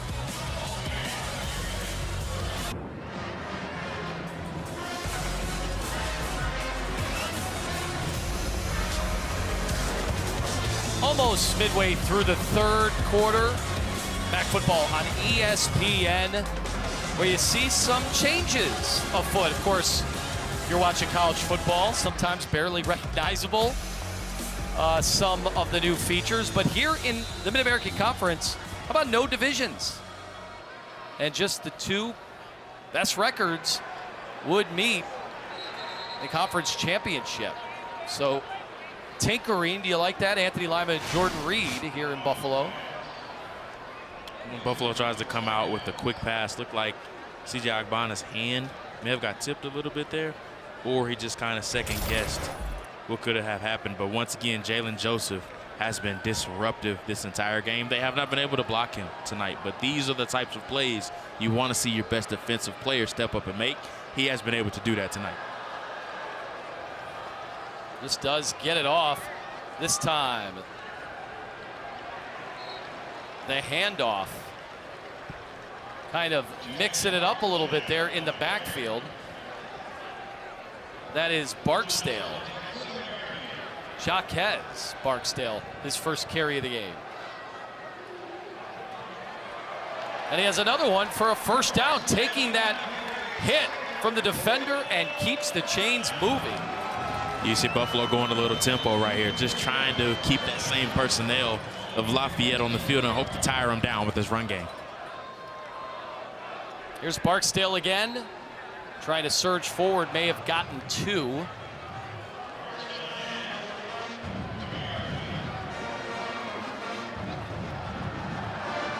Barksdale, somebody who had plenty of experience a season ago, 52 rushes. And now another hole, things opening up here for that Buffalo run game. The tempo has really worked for them, just a simple inside zone play right there. Barksdale does a really good job of running through tackles. You can tell he has fresh legs, and this defense is starting to tire down, starting to wear down. Buffalo's trying to lean on this offensive line to really move that defensive line out of the way. They'll keep it on the ground. Barksdale, another hole to the right side, taking contact and churning for another first down. Barksdale is really coming here and done a heck of a job. He has some momentum now, and once again has those fresh legs. Lafayette has to take a timeout right here just because their defense is gassed. John Troxell making sure to do whatever he can to stop the bleeding on this drive. He signals for a timeout. Where did this come from? We had seen a steady diet of L.J. Henderson and Lamar Sperling, and then out of nowhere, Barksdale comes in. Yeah, he's done a good job, and once again, he has those fresh legs. You can tell he's energized. He's running through tackles, and this Leopard defense really, you can see their tongues hanging out of their mouths right now from up here. They needed that timeout really badly just to slow down some of this momentum that they had. So Barksdale will stay out there. Why mess with a good thing? If you're Pete Lembo and that Buffalo offense. Out of the pistol, Barksdale again, inside, maneuvering, spinning, and finally taken down.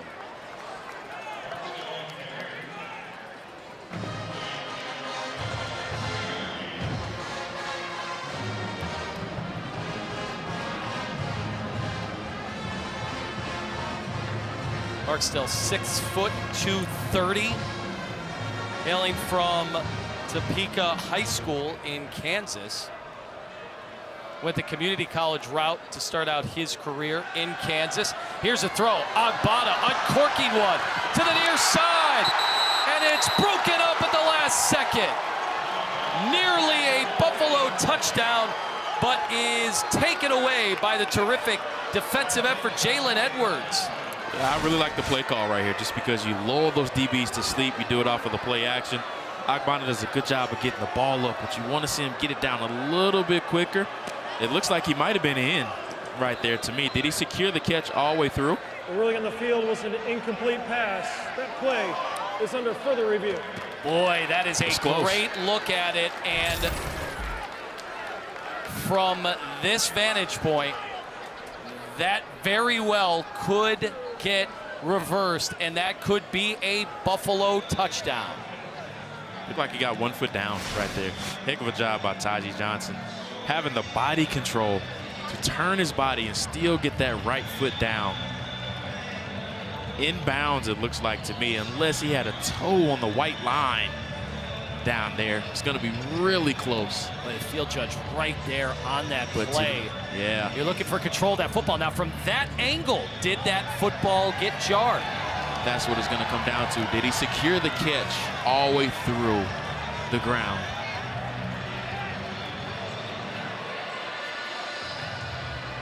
Boy, again, looks to have control, and that is something they'll be monitoring right now in the booth. Here's the call. After reviewing the play, the receiver has possession of the ball with a foot down inbounds. It is a touchdown. Boy, great job, the officials, to make sure they got it right. We had the angle. They're looking at the exact same footage. That was a war there for the football. Tight coverage, but an unbelievable throw and catch. The Bulls get it reversed, and it's a touchdown. Great job once again taking advantage of your one-on-one matchups. We saw Nick McMillan make a big play on the goal ball in the first half.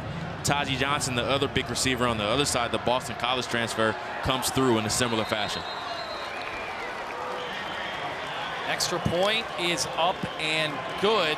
Nick Reed is able to extend that lead. Let's take another view. Boy, he had all day to throw, too, and he made it count. He did.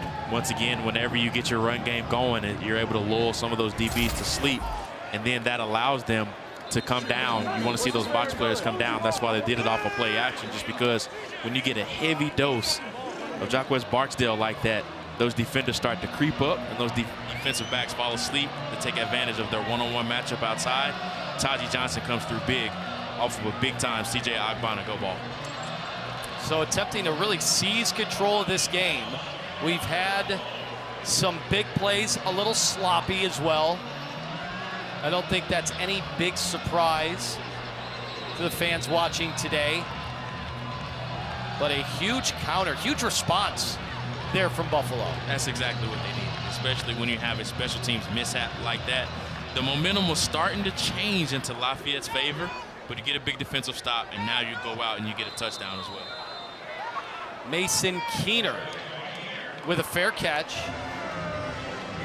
And we'll see. Now it's up to the Leopards to try to respond.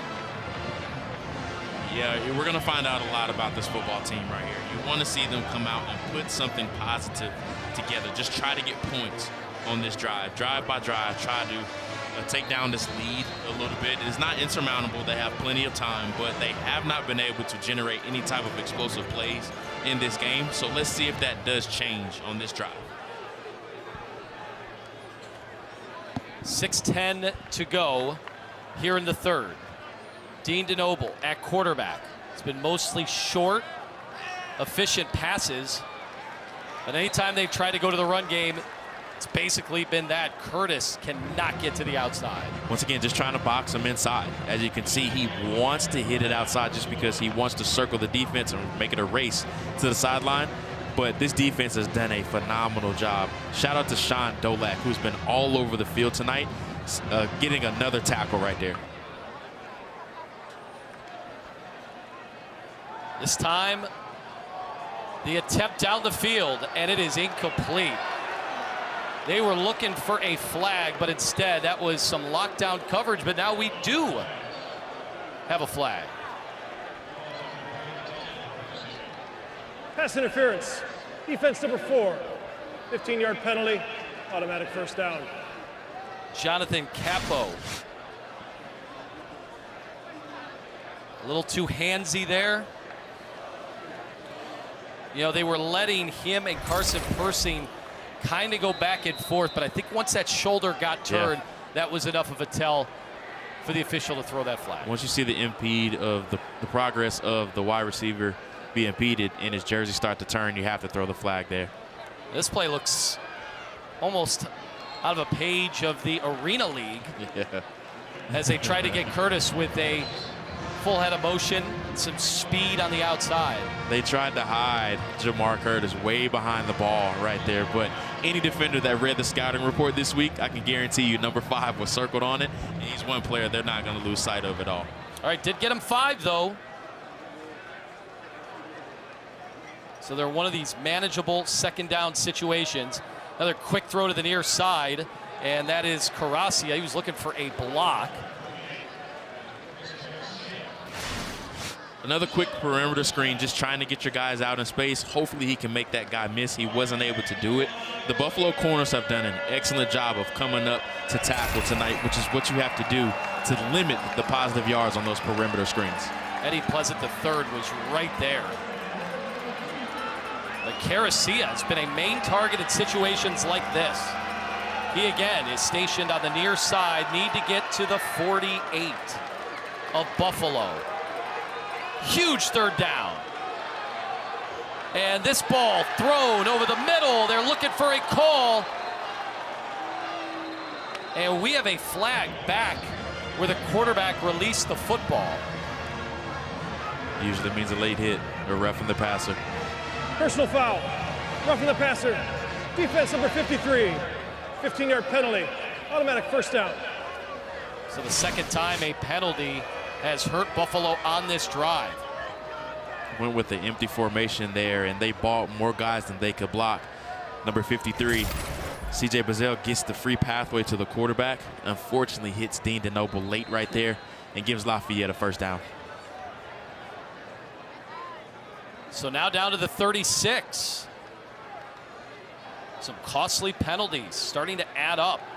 DeNoble down the right side. Boy, he was looking for everything. And Caracia just could not distance himself at all.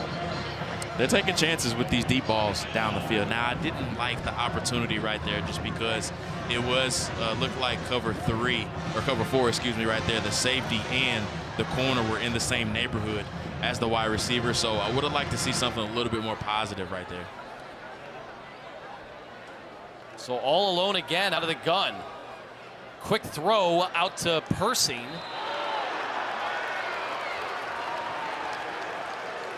And boy, did Buffalo read that. And they've done a good job of coming up to tackle tonight, just limiting those yards after the catch opportunity. Great play made right there by the linebacker, being able to halt any type of positive yardage. Yeah, Red Murdoch sporting the number 41, and they will change that up each and every week as a tribute to Solomon Jackson, who wore that number 41, who tragically passed away in 2016. This is a big 3rd and 5. DeNoble lets it rip, and it's incomplete. Not on the same page at all with his wide receiver. And you can tell Elijah Stewart, DeNoble, miscommunication. Yeah, it looked like a little bit of early contact right there. That's what Elijah Stewart was looking for, but it's just a good football play. Big 4th down upcoming right here for Lafayette. They have to get this conversion right here to keep this drive alive and try to get some type of points.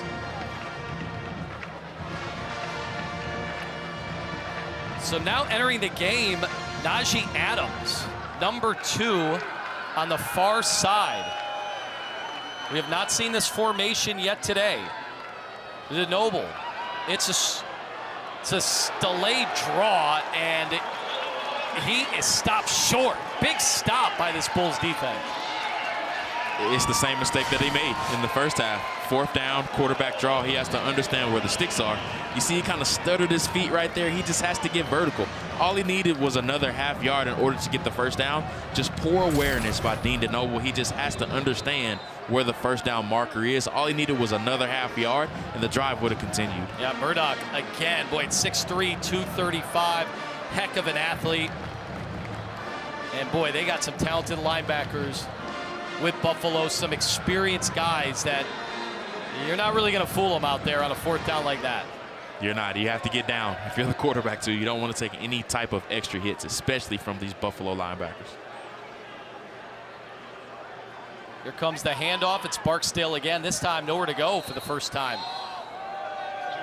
A steady diet of Barksdale on that previous drive that, like you said, opened up the defense and allowed for the big 40-yard touchdown strike. Absolutely. You better believe DC Mike St. Germain talked about that on the sideline. For an injured defensive player.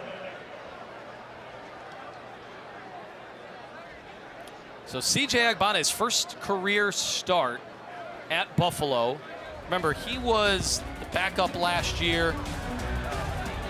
And boy, I thought he got away with one there, but that turned out to be a gamble worth taking. And then he aired it out for the end zone, and that was just a terrific sequence there. I really like how he's been able to settle in. They've given him a nice mixture of short, intermediate, and then also what I like to call those faith throws on the outside, where you give those big body targets an opportunity to make some plays. On the outside, yes, the completion percentage is not pretty, but I believe he's been efficient especially in the short to intermediate passing game. They've taken some chances on the outside. And to complete those types of throws, you can only imagine the type of confidence. I mean, those were well-defended throws. He put those balls where only his receiver could get them. Which is what you want to do with those big targets. Just throw the ball up, give them the opportunity. And that's why I love to call them faith throws. Those 50-50 balls, let them turn them into 80-20 types of passes.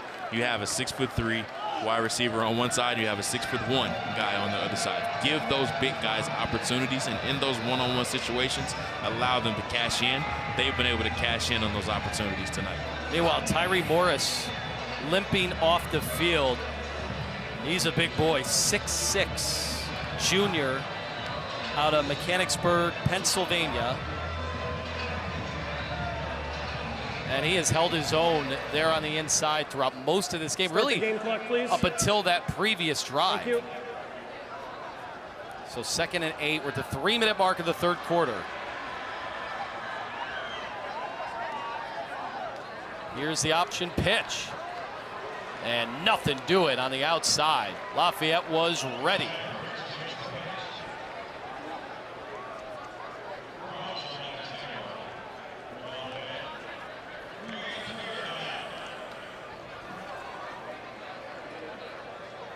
So sets up 3rd and 8. Agbana will throw. And that ball is hauled in. Nick McMillan skies up to make the first down grab. McMillan has made a bunch of key plays tonight. Check out the hands and the mitts on this one. Saving your quarterback from a high throw, going up and snagging it. That's the body control and the big-time catch radius that we've seen tonight from Nick McMillan. The hometown kid is making plays tonight for the Buffalo offense. Now here's the handoff. Barksdale forging ahead, might have gotten 5.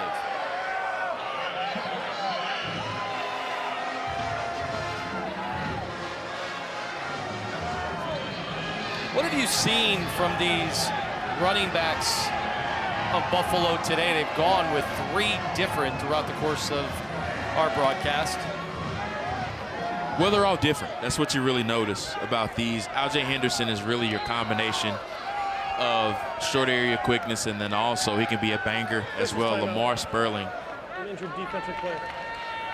Lamar Sperling is more of your change of pace type of player, and then Jacquez Barksdale is more of your sledgehammer that just gets downhill right now. So they have a steady diet of different types of rushers, and that's what made this offense, is really making this offense so dangerous. But as a defense, it's just demoralizing having those fresh legs come in and down out, and you're having to put a hat on the hat, what I like to call just trying to come up and tackle those guys. It wears you down as the game goes on. So Buffalo was able to keep their drive alive on a huge 3rd down throw. This one sailed a little bit, but what a grab by McMillan, who's made a few of those today.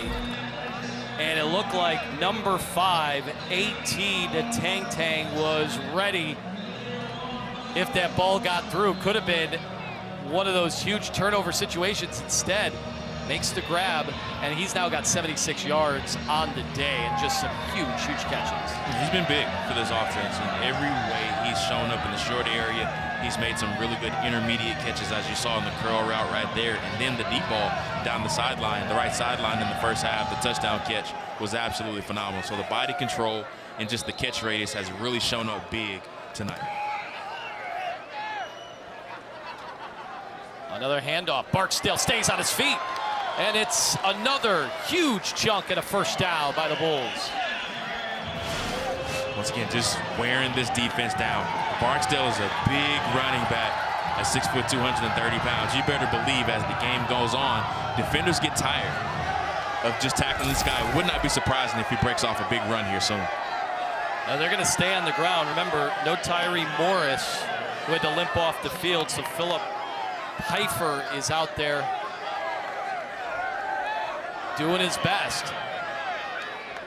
But this has the makings of what could be a demoralizing drive for that Leopard defense. As that clock continues to tick, we're under 40 seconds.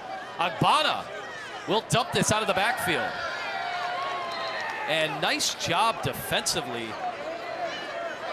They were ready.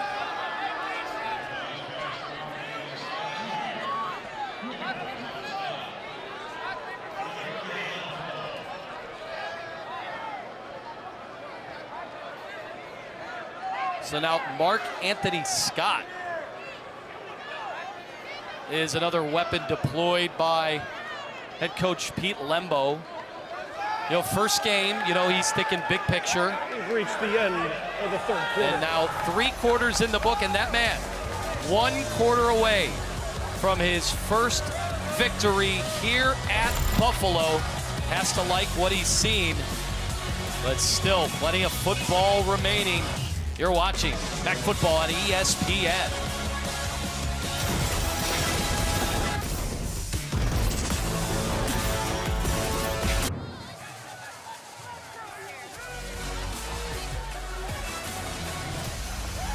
Welcome back.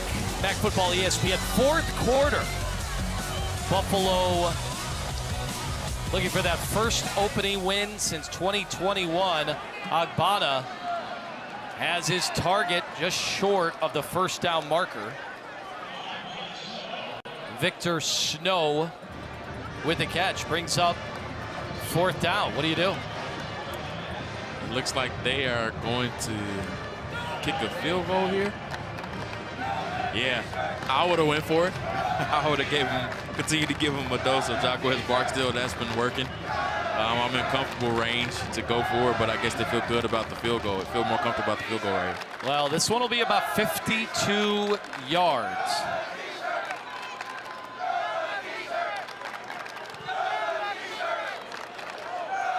Boy, that one to the left misses past the distance. And so that spots some decent field position. Nick Reed, we were told this week, certainly had the length for some of those longer kicks, but unable to convert that. And now Lafayette will have the ball. They're down 17 with plenty of time in the 4th quarter. Don't go anywhere.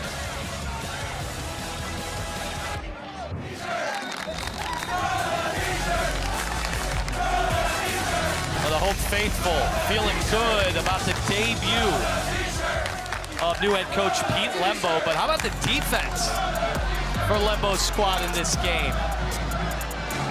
Made a lot of plays in this one. You're seeing so many different names pop up. Kobe Stewart has been one. Sean Dolek has been another. They've been stifling. They've been violent. They've been physical. Everything that you want to see from them in a debut, they have been able to do. The only points that they have surrendered was off of a short field, off of a block punt on a double pass. And what a job they've done on Jamar Curtis in this game. Boy, that was a wild throw. They had a chance for a quick completion. Mason Keener, the intended target. But that tells the story right there, bottom of the screen. 325 total yards. And some of those big plays, you know, that has certainly been the difference.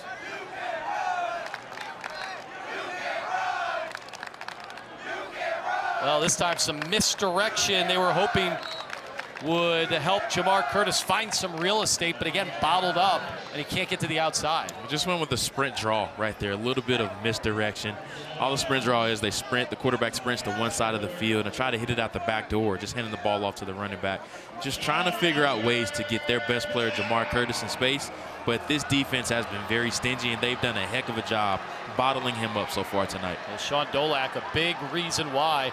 DeNoble, boy, had no shot, probably uncatchable, but a lot of that had to do with the physicality, and Caracia really never had a shot to run that route. And their best offense has been just throwing the ball down the field, trying to get some type of penalties. The Buffalo corner is something that they're going to have to learn, is just to get their head back, just try to find the ball. They have not done a good job of finding the ball in flight. Pass it. Defense, number 5. 15-yard penalty. Automatic first down. And I'm sure that's something that Coach Pete Lembo will touch on in the staff meeting tomorrow, and when he talks to his team, specifically these DBs. The corners have to get their head around and look for the ball and try to make a play on it. Caracia did a good job of trying to go for the ball, but his progress was impeded by the corner just trying to cut him off right there. Well, that's now 6 penalties against the Bulls in this game, so that number's starting to add up. And this time, the run. And it's a decent one. Troy Bruce, who made an outstanding play on special teams with that huge momentum shifting at the time block punt. And their best runs have been on the edge. Whenever they have been able to get Troy Bruce and Jamar Curtis on the edge, that's where their most positivity has happened. One of their better runs of the night right there. 2nd and 2.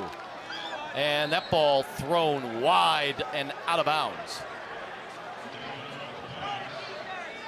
So some of it has been the timing, and some of it has been some of those throws where you know he would certainly like to have them back.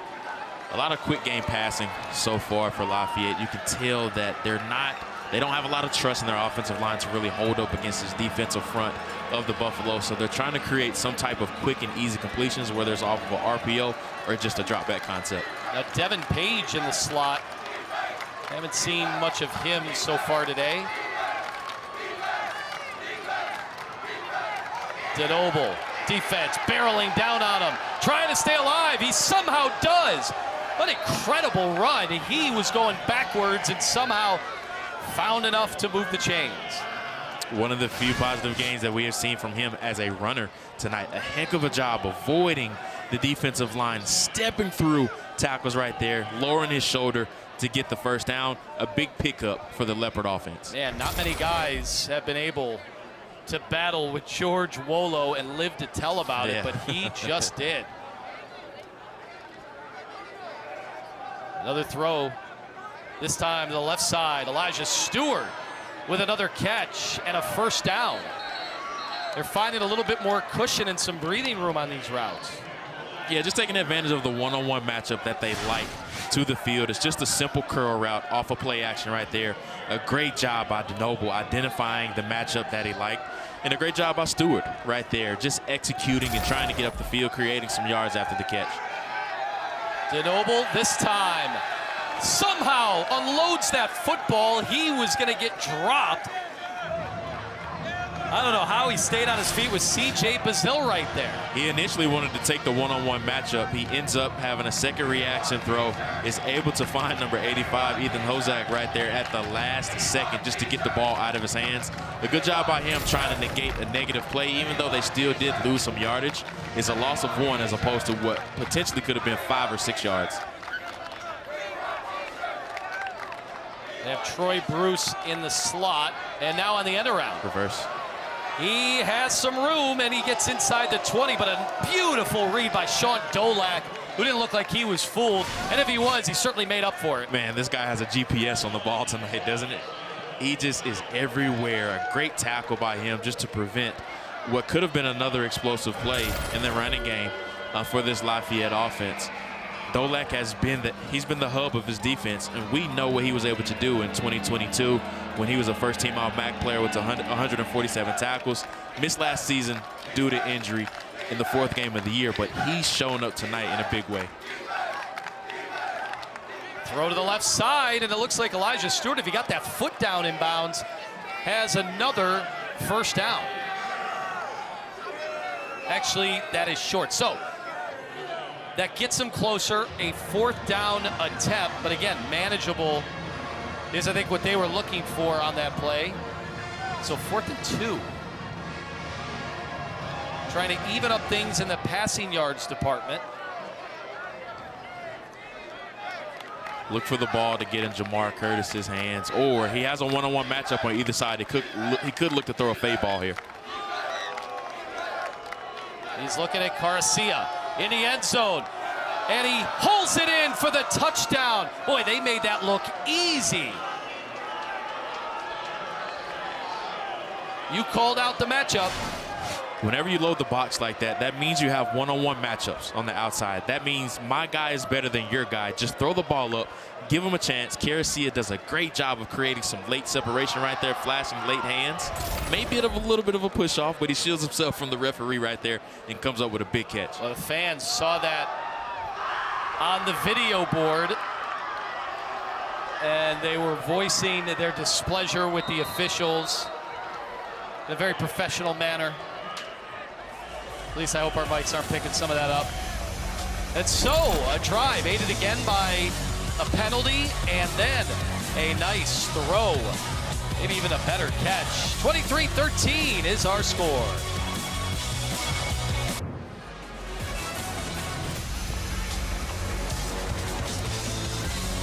business picking up here in the fourth quarter, 23-13. And the scoring drive, 11 plays, 66 yards, and it took up 4 minutes, so still plenty of time. Here in this fourth quarter, you're wondering if they've been attempting to put some pressure on that Buffalo offense. They've had a nice cushion throughout the game, but all of a sudden, after that score, be curious to see Buffalo and what their point of view could be on this drive. How aggressive are they going to be? That's what I'm looking forward to seeing on this drive. Do you continue to try to bleed the clock a little bit with your run game and just give them a heavy dose of this three-headed monster that we have seen so far tonight? I can bet you right now that Lafayette is going to try to load the box and take their chances with making these receivers and C.J. Agbana beat them in the passing game. At least that's what I would be thinking if I was defensive coordinator Mike St. Germain on this drive.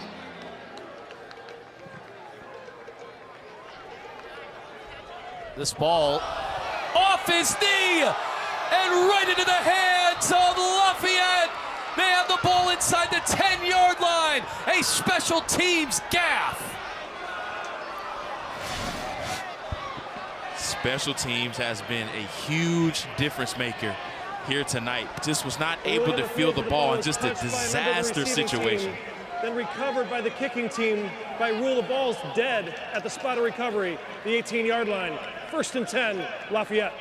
Boy, Mark Anthony Scott was out there for the return. He sprinted up to try to make the grab. The kickoff was perfectly positioned at the 5-yard line and drifting in an awkward motion, and all of a sudden some life on the sidelines of the Leopards. They have got to be feeling like they have a second life here. Special teams has been the difference tonight. They have given this Lafayette team life once again with the short field here. Let's see what they do. If I'm Lafayette, I'm going back to Chris Caracia right here. He has once again a one-on-one matchup up top. Let's see if DeNoble recognizes it again. Jamar Curtis in the backfield as he's been all game. Instead, going to the other side. And it's a catch. Elijah Stewart. Boy, they're winning some of these one-on-one battles. Starting to find some rhythm in the passing game. Exactly what you want to see this late in the game. The run game has not been able to be established or get going for Lafayette. But Dean DeNoble and these targets are really starting to find some rhythm in the passing game. This is a huge, huge opportunity for Lafayette here.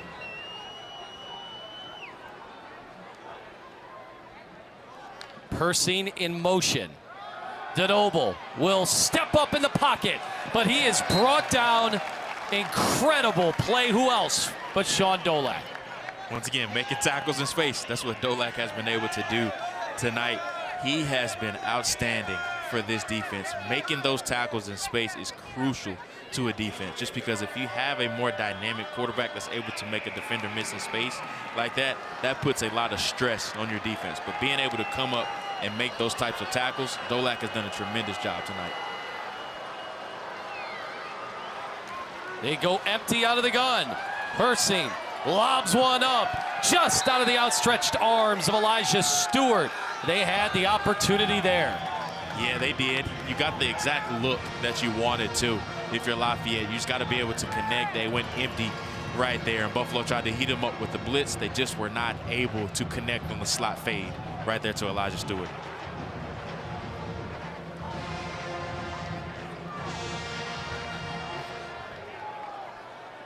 So pretty big field goal opportunity. Buffalo's got to be careful right here. Jake Simonetta. About 31 yards. Oh, man. Missed it. Unbelievable. They had a chance to make it a one-possession game. And after the good special teams fortune, well, there's the other side of that coin. Big miss.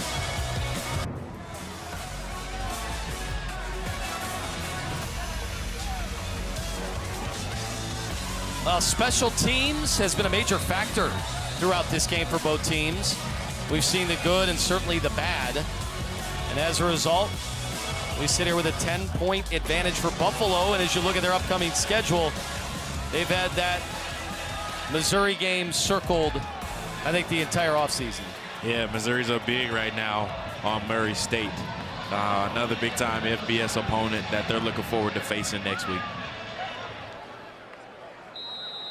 So at their own 20 after the missed field goal. And boy, was that a missed opportunity.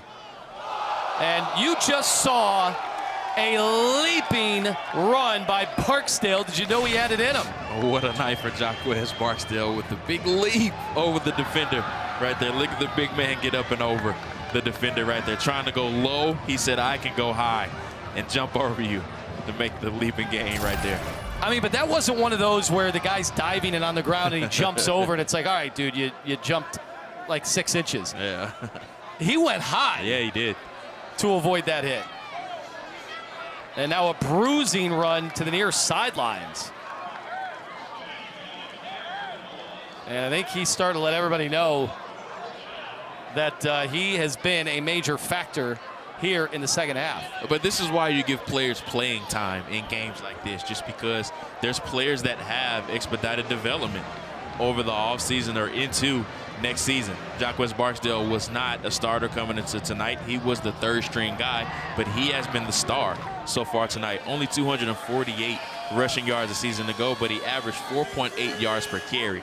We've been able to see what he's able to do, and I bet you that's going to continue into Mizzou. He's going to get a lot of playing time in that one, being able to establish some of these early guys to see who could stand out. I bet you it's going to be an awfully competitive week with those tailbacks. Yeah. So you're seeing the full gamut here. This one will come back with a penalty, but you've seen him jump over. You've seen him get to the outside. You've seen him be patient. A bruising run to move the chains a few moments ago. Holding. Offense number 66. 10-yard penalty. First down. That's Dom Polizzi with the whole. Haven't seen a lot of those so far today, at least called. I know defensive linemen will say it's been happening all game. I was just going to say that it's been a relatively clean game played by both offensive lines. We haven't seen a bunch of holdings or false starts or anything like that. That takes them all the way back 1st and 20. Negates what was another healthy run.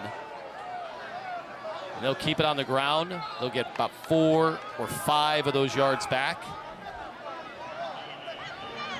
All the time that clock continues to tick under the 7-minute mark.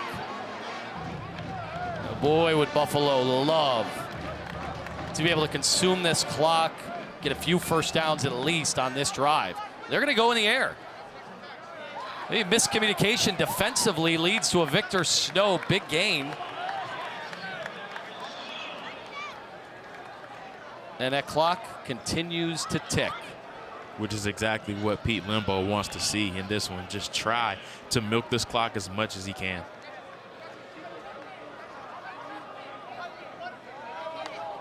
Gonna go in the air again. And that one will stop the clock. Maybe CJ's worst throw of the evening. I don't understand the play call right there. You want the clock to keep running. Why not just give the ball to Jacquez Barksdale? He's averaging 4 or 5 yards a carry. You only need 5 yards to get the first down. I'm going to continue to lean on my offensive front. There's just no reason to pass the ball right there.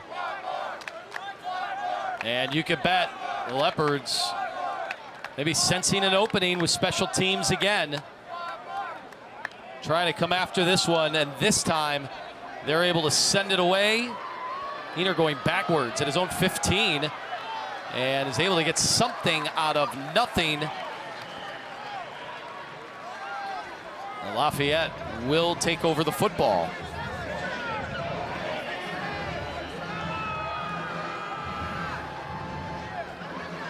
Yeah, that last incompletion, it cost him as that clock immediately was stopped on the missed throw. So just over 6 minutes to go in the fourth quarter, and obviously Leopards need a couple of scoring drives after that missed field goal. Would have been much different had he have been able to kick that through the uprights. DeNoble sets and throws, maybe about 9 yards. And again, Chris Caracia has had an efficient day. Yes, he's had a really good day. And these Buffalo corners, once again, seem to be content with playing off and forcing Lafayette to nickel and dime just because they know time is precious right here. But Lafayette's going to have to get more aggressive with going down the field. They fake the handoff. That ball batted down. And did he pick that off? Wow. Holy cow. Who else but Sean Dolak? And he's going to run with this football all the way to his dorm.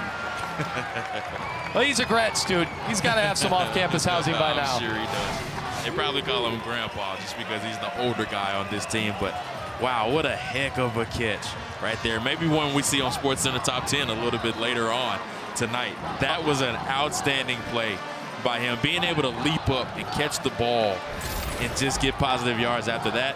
Take a bow, Sean Dolak. You have had a tremendous night. That was T.J. Watt-esque. Holy cow.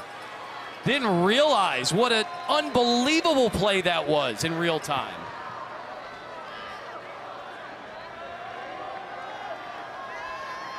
Sets up the Bulls offense. Well, that's as good of a play as you will see in the opening weeks, and they follow it up with a touchdown. Jaquez Barksdale.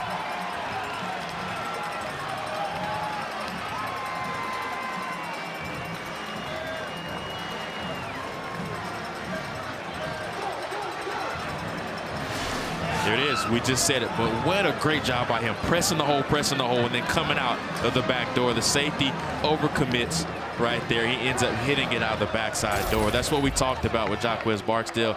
This defense gets tired of hitting those big running backs like that. He's eventually going to get an explosive play.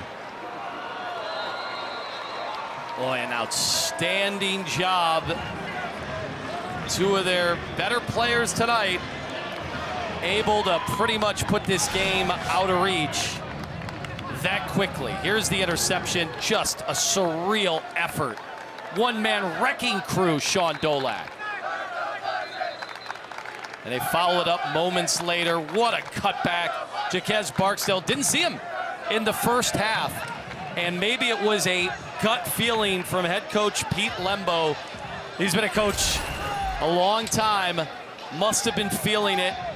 I don't know if that was a part of the game plan ahead of time on staggering the running backs, but already in just 2 quarters, he gets to almost 100 yards. If it ain't broke, don't fix it. Jaquez Barksdale is not broken at all tonight. He's been the catalyst of this Buffalo run game, a player that was not expected to be a big-time contributor coming to the game. But once again, this is why you give these types of players big-time reps in these types of games. You never know the type of year-over-year development that they have made. Barksdale has made significant improvement, and we're seeing that payoff tonight. So 30-13, just like that. You know, about 15 minutes ago, Leopards were looking at a field goal to make it a 1-possession game. Now it's up to 17. Completely flipped the momentum of the game when they missed that field goal. So it goes from being potentially a 1-possession game now to the game potentially being out of reach for Lafayette in a 2-possession game, or excuse me, a 3-possession game now with them being down 17 points. Like crazy offseason to begin with, obviously, for this entire Buffalo team. Earlier in the broadcast, we talked about Nick Saban retirement, how the dominoes started to fall. And next thing you know, I mean, Sean Dolak, who was at spring practice with Utah State, says, you know what? I'm coming home. There's nothing like being home, right? And it's paid off for him. And he's been such a huge presence. Just talking to Coach Pete Lembo when he was on our coaches call this week, you can tell that it was such a great opportunity for him to be back. And he kept in contact with the players on the roster just to see how the transition was. And it was something that he wanted to come back and be a part of. New QB is in for the Leopards, Trey Mooney, getting his first action. And why not? Because guys are starting to tee off right now. Looks like Dean DeNoble's day is done. Mooney firing to the other side of the field, incomplete. That'll be a tough spot to try to come into this game. And now it looks like he is going to exit. Oh, that was third down. So they do a quick 3 and out. He had his high school numbers up there the first time we have seen him.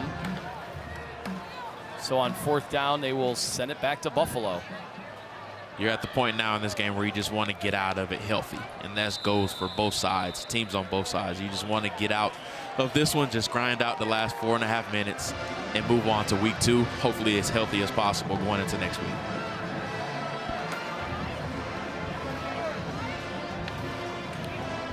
So first game at Buffalo, you know, he's been through this before.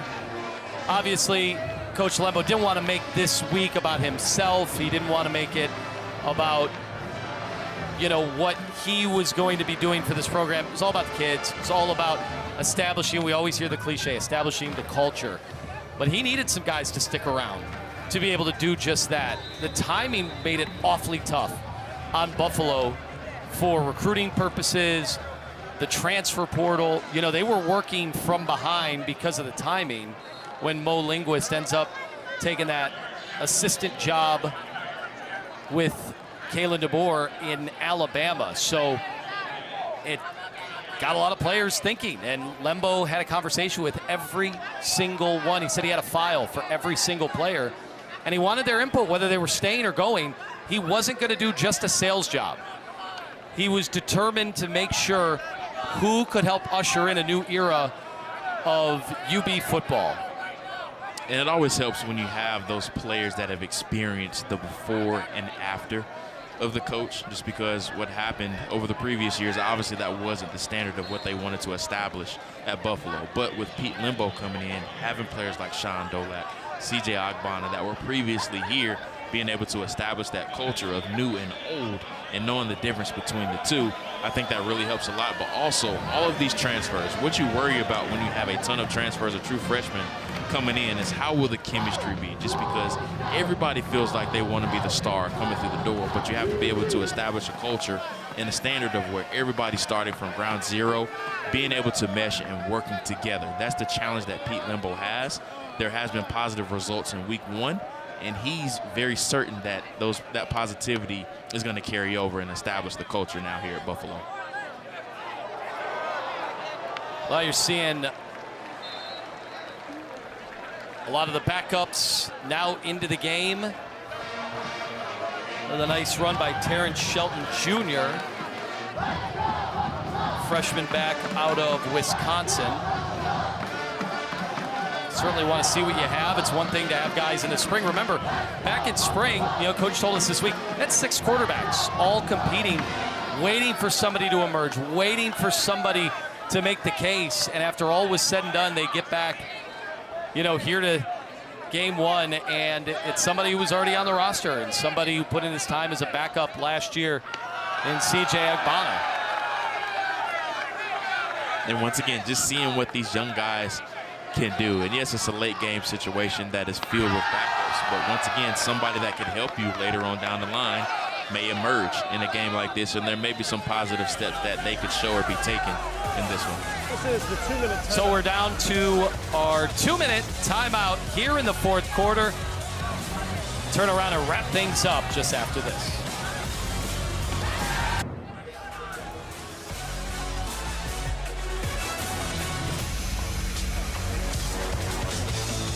Final 2 minutes here in Buffalo, the debut of head coach Pete Lembo with the Bulls. And here's a look at some of the great Mid-American Conference football early season matchups. Kent State at Pitt. Nice regional game. And then with the boys down in Athens, Ohio, traveling to central New York, just about 2 hours east, down the thruway.